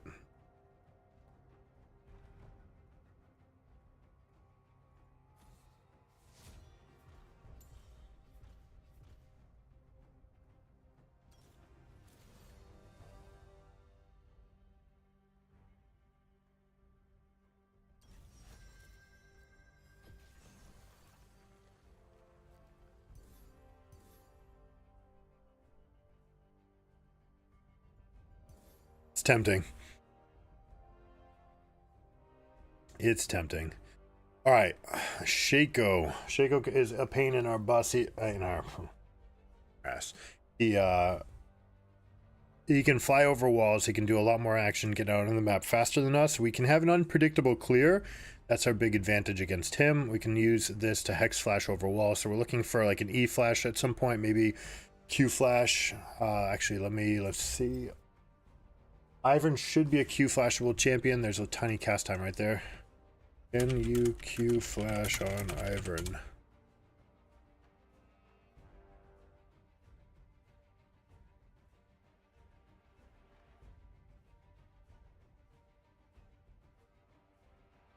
Q flash master. All right, let's see. Oh, c'est maintenant, c'est maintenant. J'ai un flash. This is on Bard.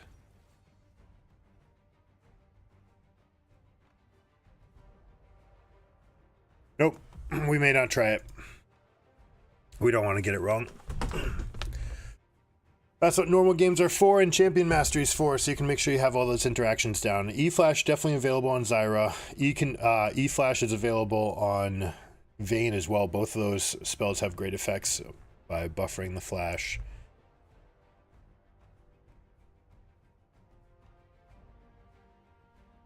Oh, I left my coffee upstairs. I don't think there's a world where we change. Oh, something's gone wrong? Okay, we're just waiting for them anyways.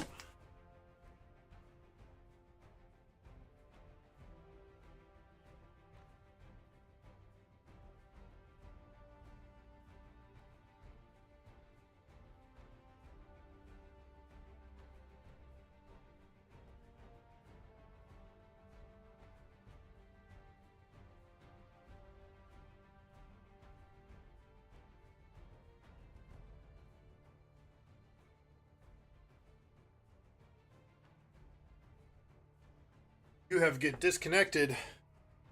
Nonsense. And queue up again? Yeah, with a penalty? Come on now. Oh, stuff we deal with. Stream didn't go down. Something bizarre is happening.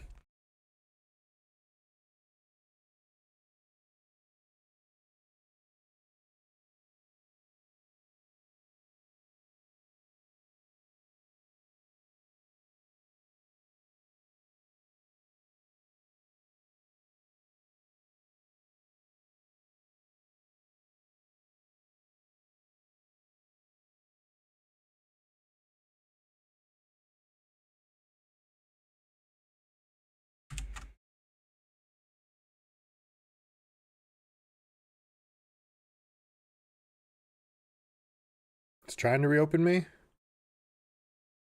It's there. reconnect. We can jump back into game. That'd be great.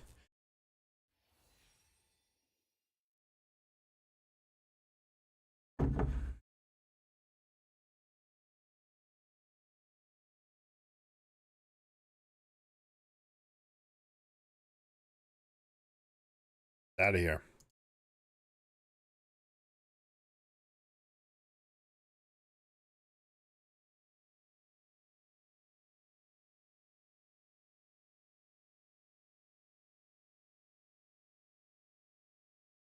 Why is it so high?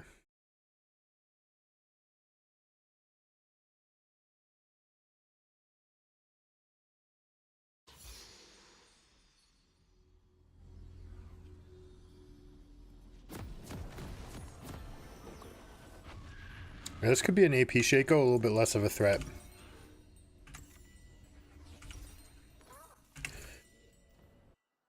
Blue Pokemon is OP on Ivern.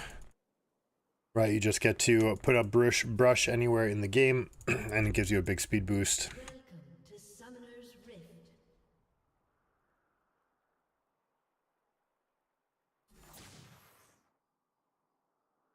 30 seconds until minions spawn. It's a great Abyssal Mask game for Volibear.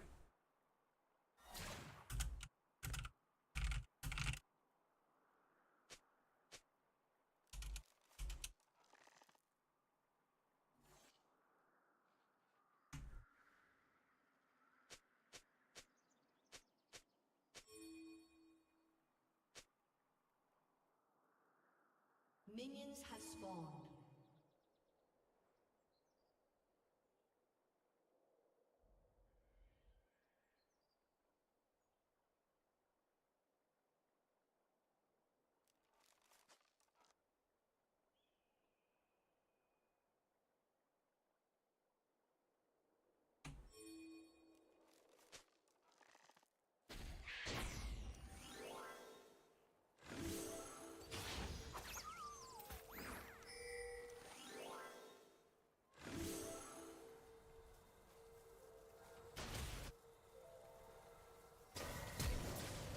Nice. Although flashing and using resources to then trade to Vayne seems pretty bad. Although if they can get a good lane state out of it, they'll be okay. Here we go. This guy did clear here. An ally has been slain. I don't have any stats. I can't win this.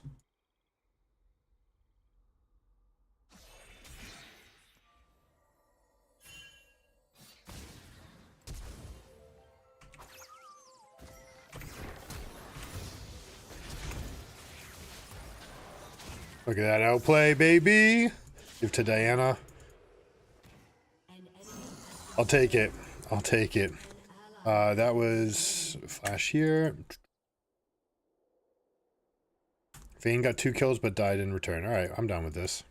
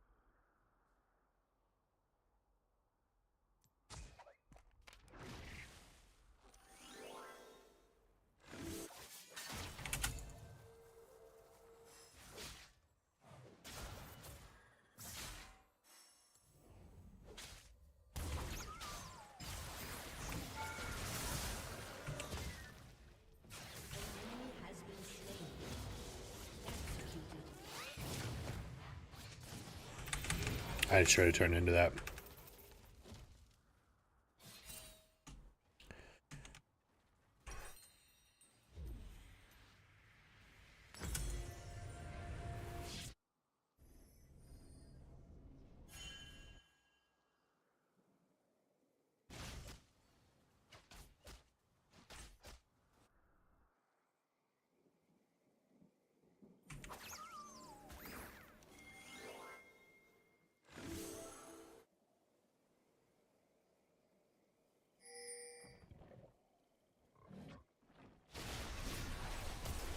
Ooh, unlucky.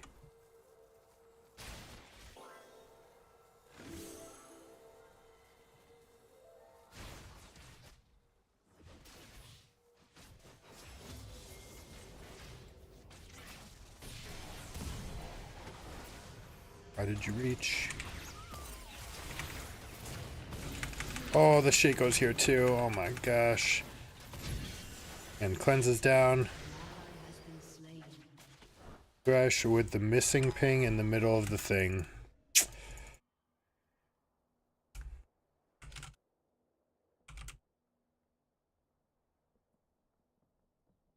An enemy has been slain. That's fantastic. We might get completely gapped by Shaco this game.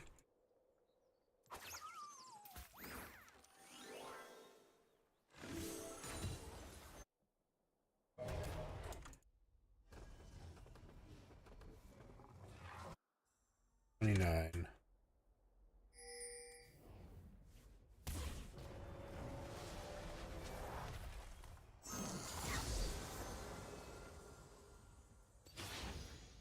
Looks like our blue's gone.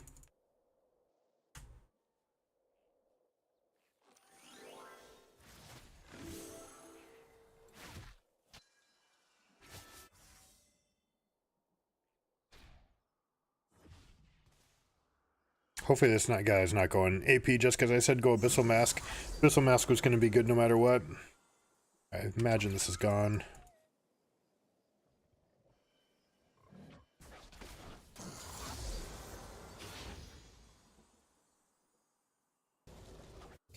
Shaco.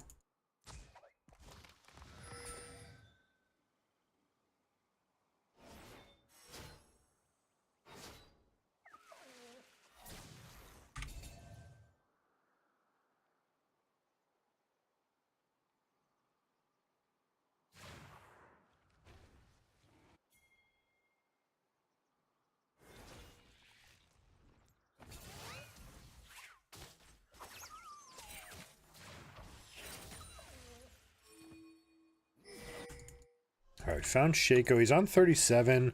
Might actually have an avenue to go in somewhere here. She's looking to trade. Alright, no camp here.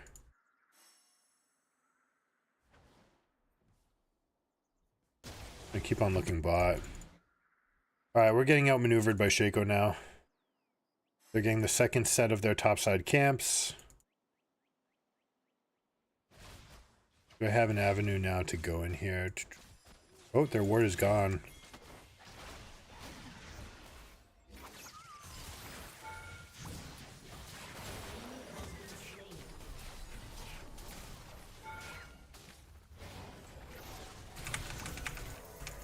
Are you kidding me? Oh, I got the root. I'm on completely different pages with Thresh. His plan was totally fine too. I wanted to keep on stepping in, tank. We've got double shield. I stepped out. If I can just keep going in and then Thresh can get me out, that works.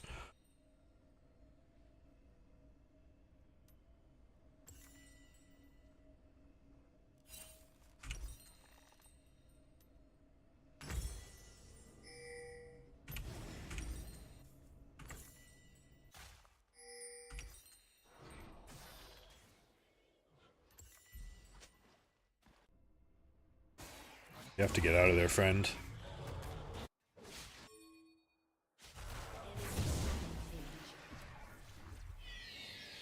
There's no world where you can ever get anything done there. Enemy double kill.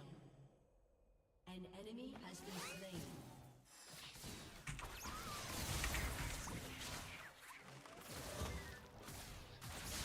That should be him. Not. An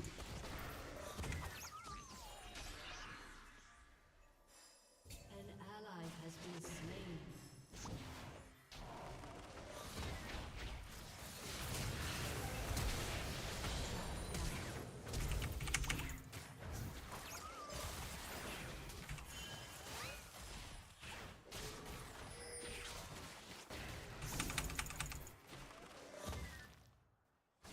Careful.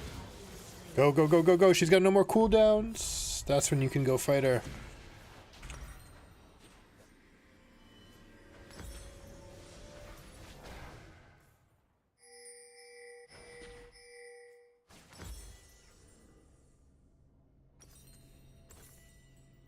An enemy has been slain. We are way behind.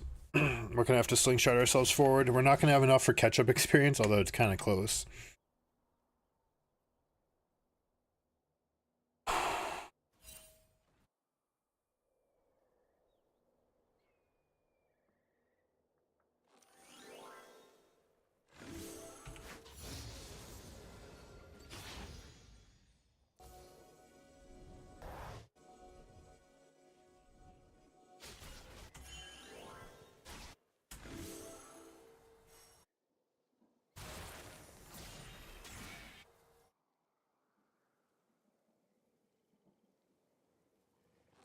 An ally has been slain.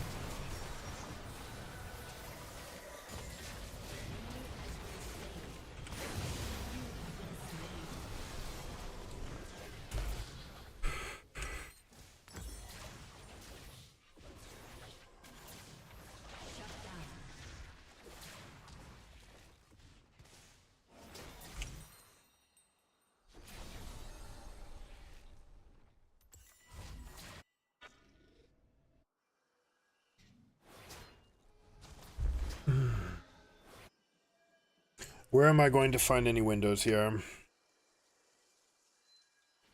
Just stronger team fight, play like a true support. It's gonna be it. And now played. I'm feeling the effects of being very tired right now.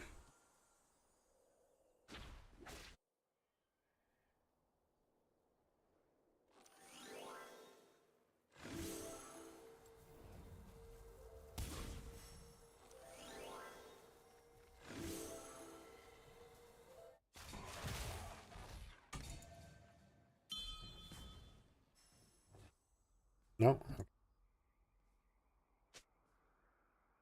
Yep, fair. Sounds good.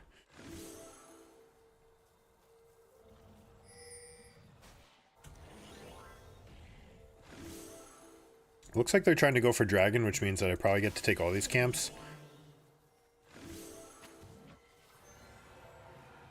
Turret plating will soon fall. I'm gonna try to scare the Yone off a little bit here. Has been slain. Alright, we just got to go for this fight.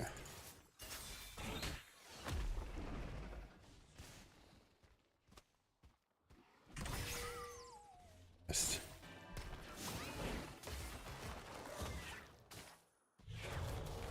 You can dive it. Doesn't want to dive it? Okay. Oh, he doesn't have his ultimate. I'm dumb. Nope, he just doesn't have it.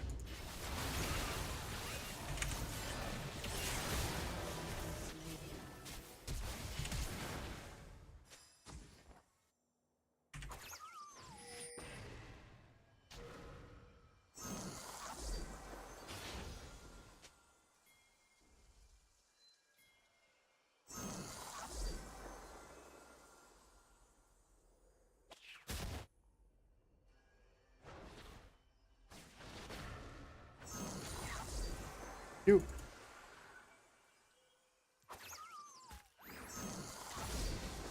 Shut down.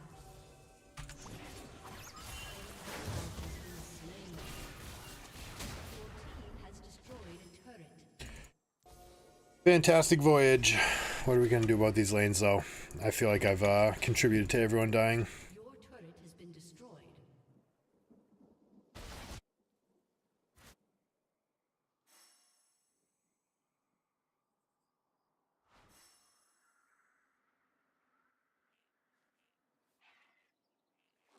Your team has destroyed a turret.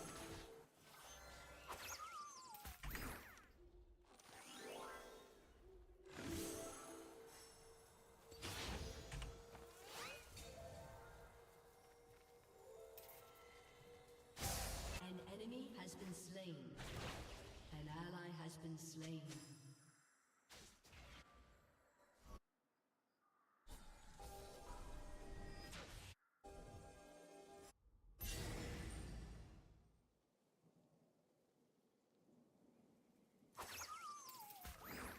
Your turret has been destroyed.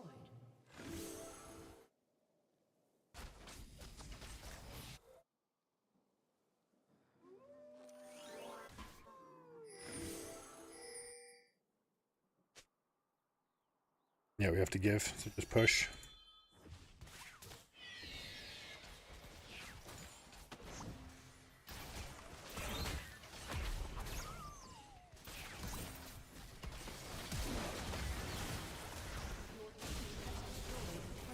She had Landry's. Whoops. I knew that.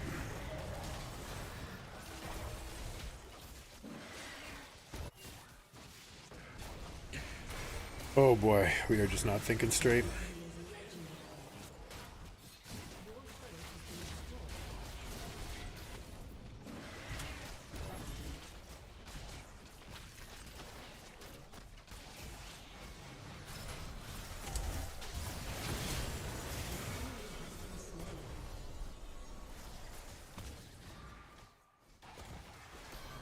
Oh, to the E, to the W.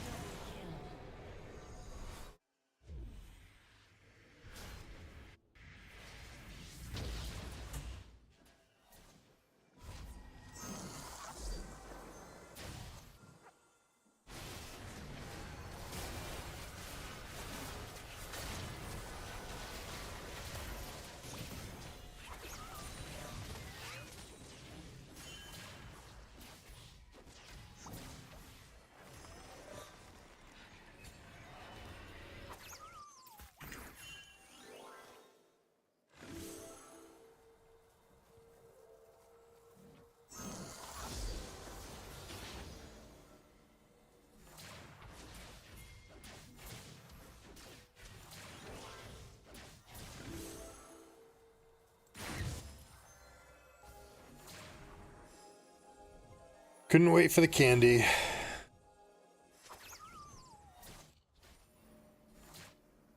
If I take this, it's not going to give me the blue buff. I've actually never tested this. I just assume. You know what? We might as well test it now. No way it gives it. Yep. Too bad.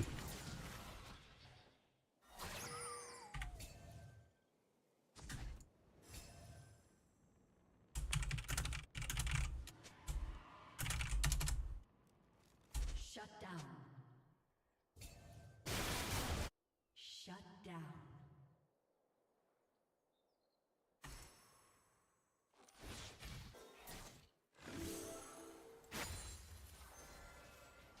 Like to get to level 11 if I can.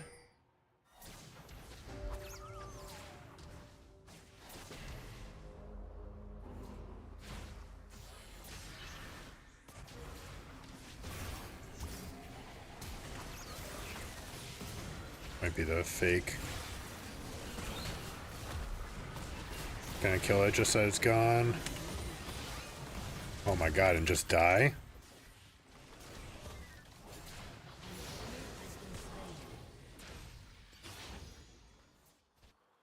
Guy, Dark Harvest, Ignite, okay.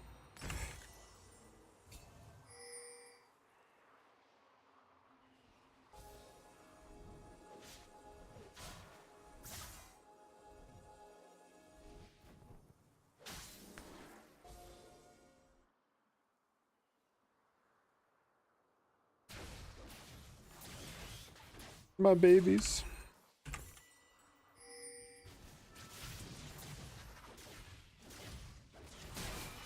That's what you need to be careful of. You just put your E on cooldown. That's a foul. Dominating.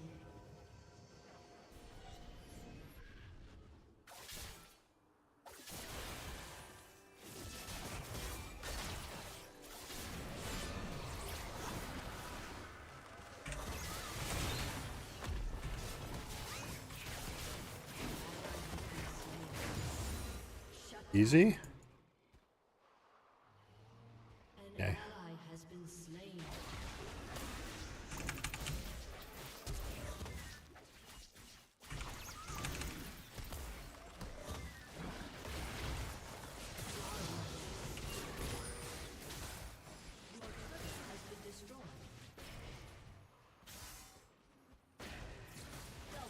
Odious.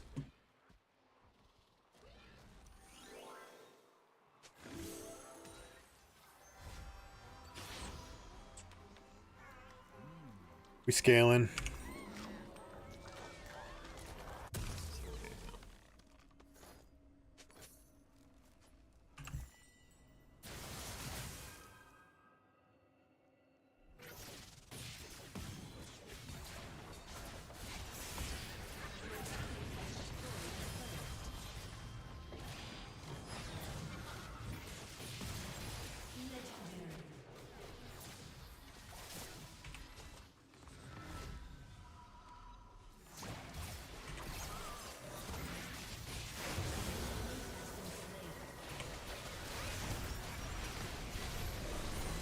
Can click on the lantern. They deal so much damage. Maybe I should actually, you know what I should 100% have is the bell. Because it has all that MR on it.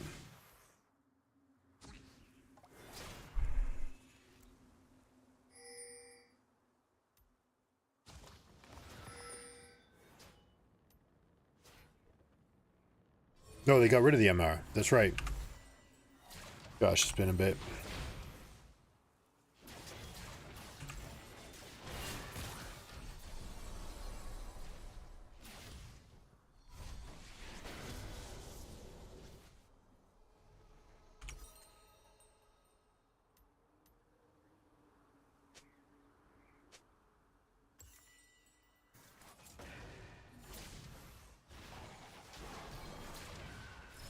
Ooh, nice. Nice plays by this Israel, by the way.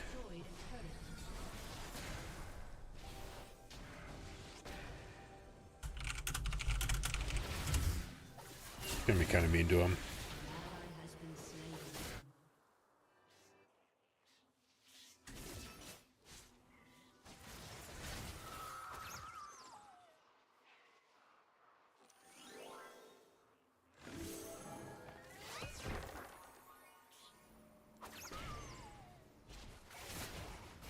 No, no, no, no, no. I'm such a numbnut. I didn't see these guys moving bot.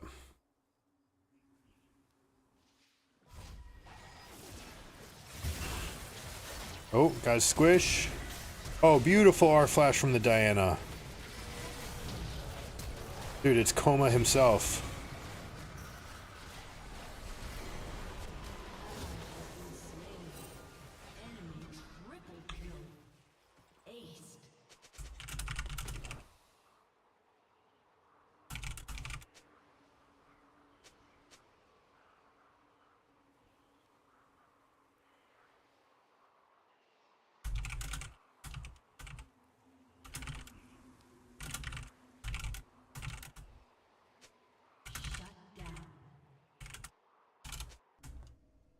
Just give him a chance to react to that.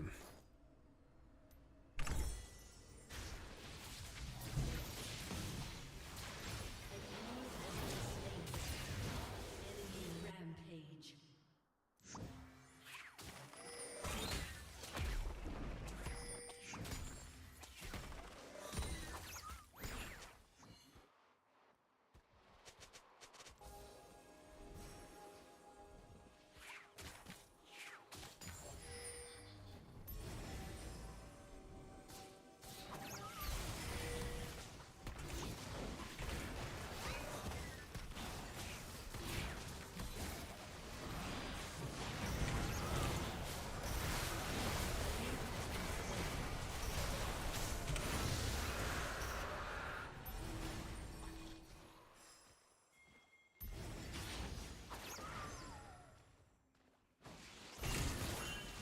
Okay, okay, they don't want it. And I don't have it. Oh my gosh. Alright. Yeah, it was dumb. It was overreach.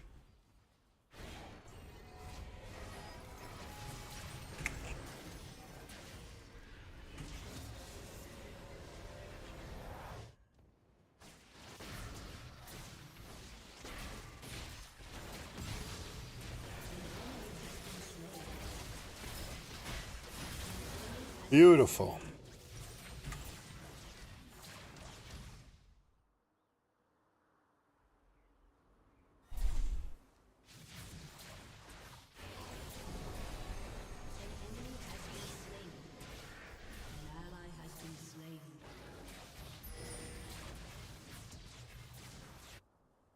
Will I trade? All right.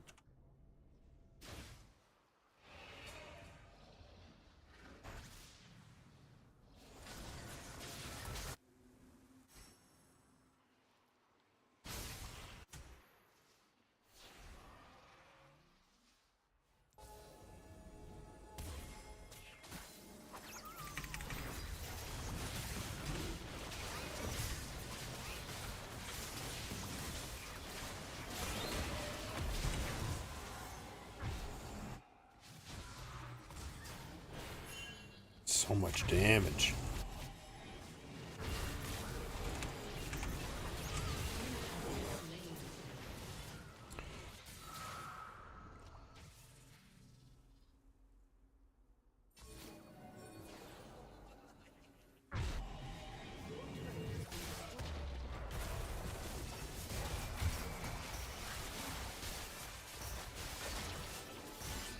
Oh, GG.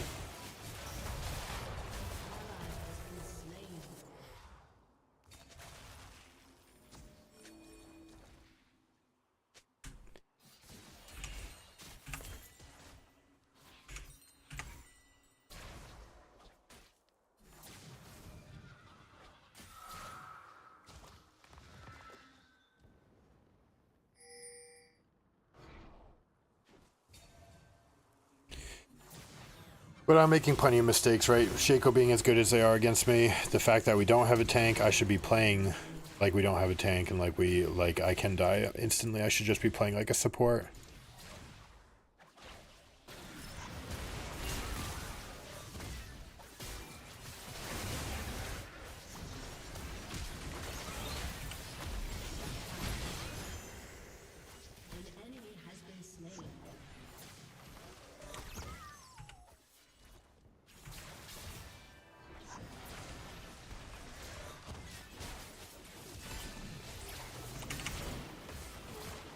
Yes!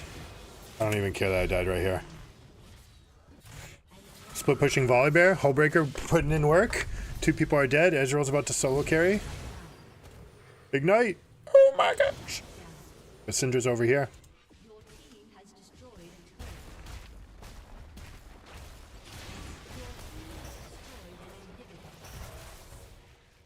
If Thresh can actually stop the Syndra backs, then we might actually have a play here. Nope. Didn't get an E for himself.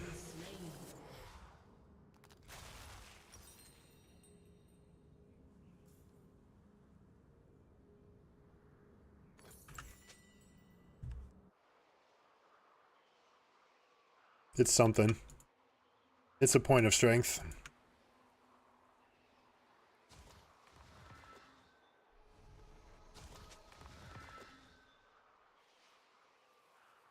Yeah, Dino's enormous.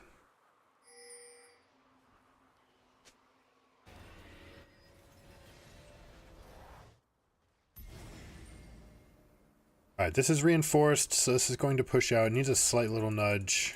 Just the tiniest bit. That should be enough.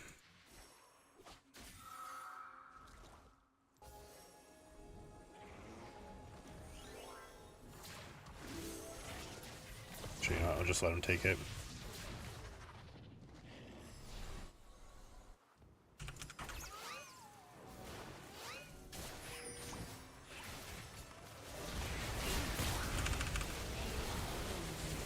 Didn't do anything.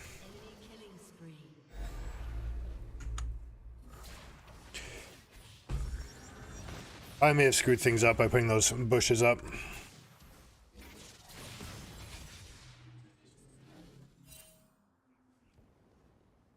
Volley's going to try to end here. They're going to try to end. They've got soul. They're moving quickly, so rotations is to their benefit. They shouldn't take any coin flips anymore. Interesting interaction. Volibear versus Vayne. There's no way that ever goes well, but there are two supers here.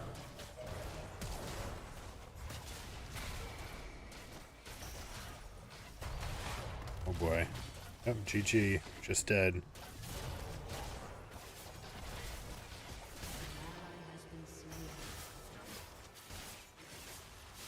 It did pull 3 people back though, so you know, could be worth something.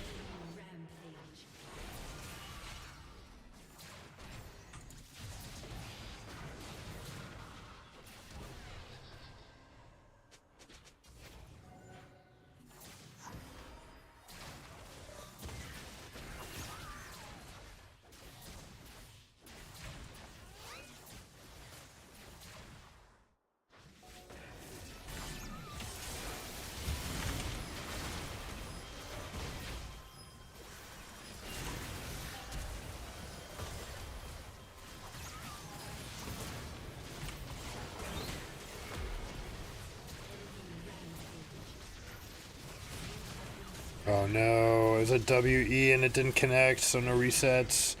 We all die. GG.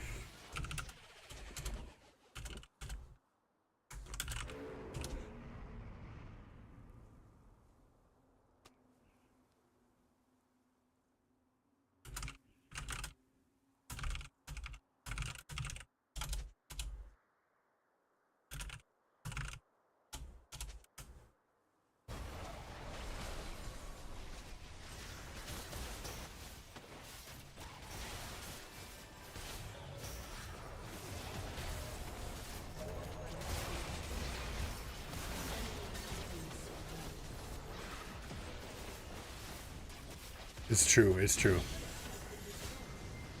It's true.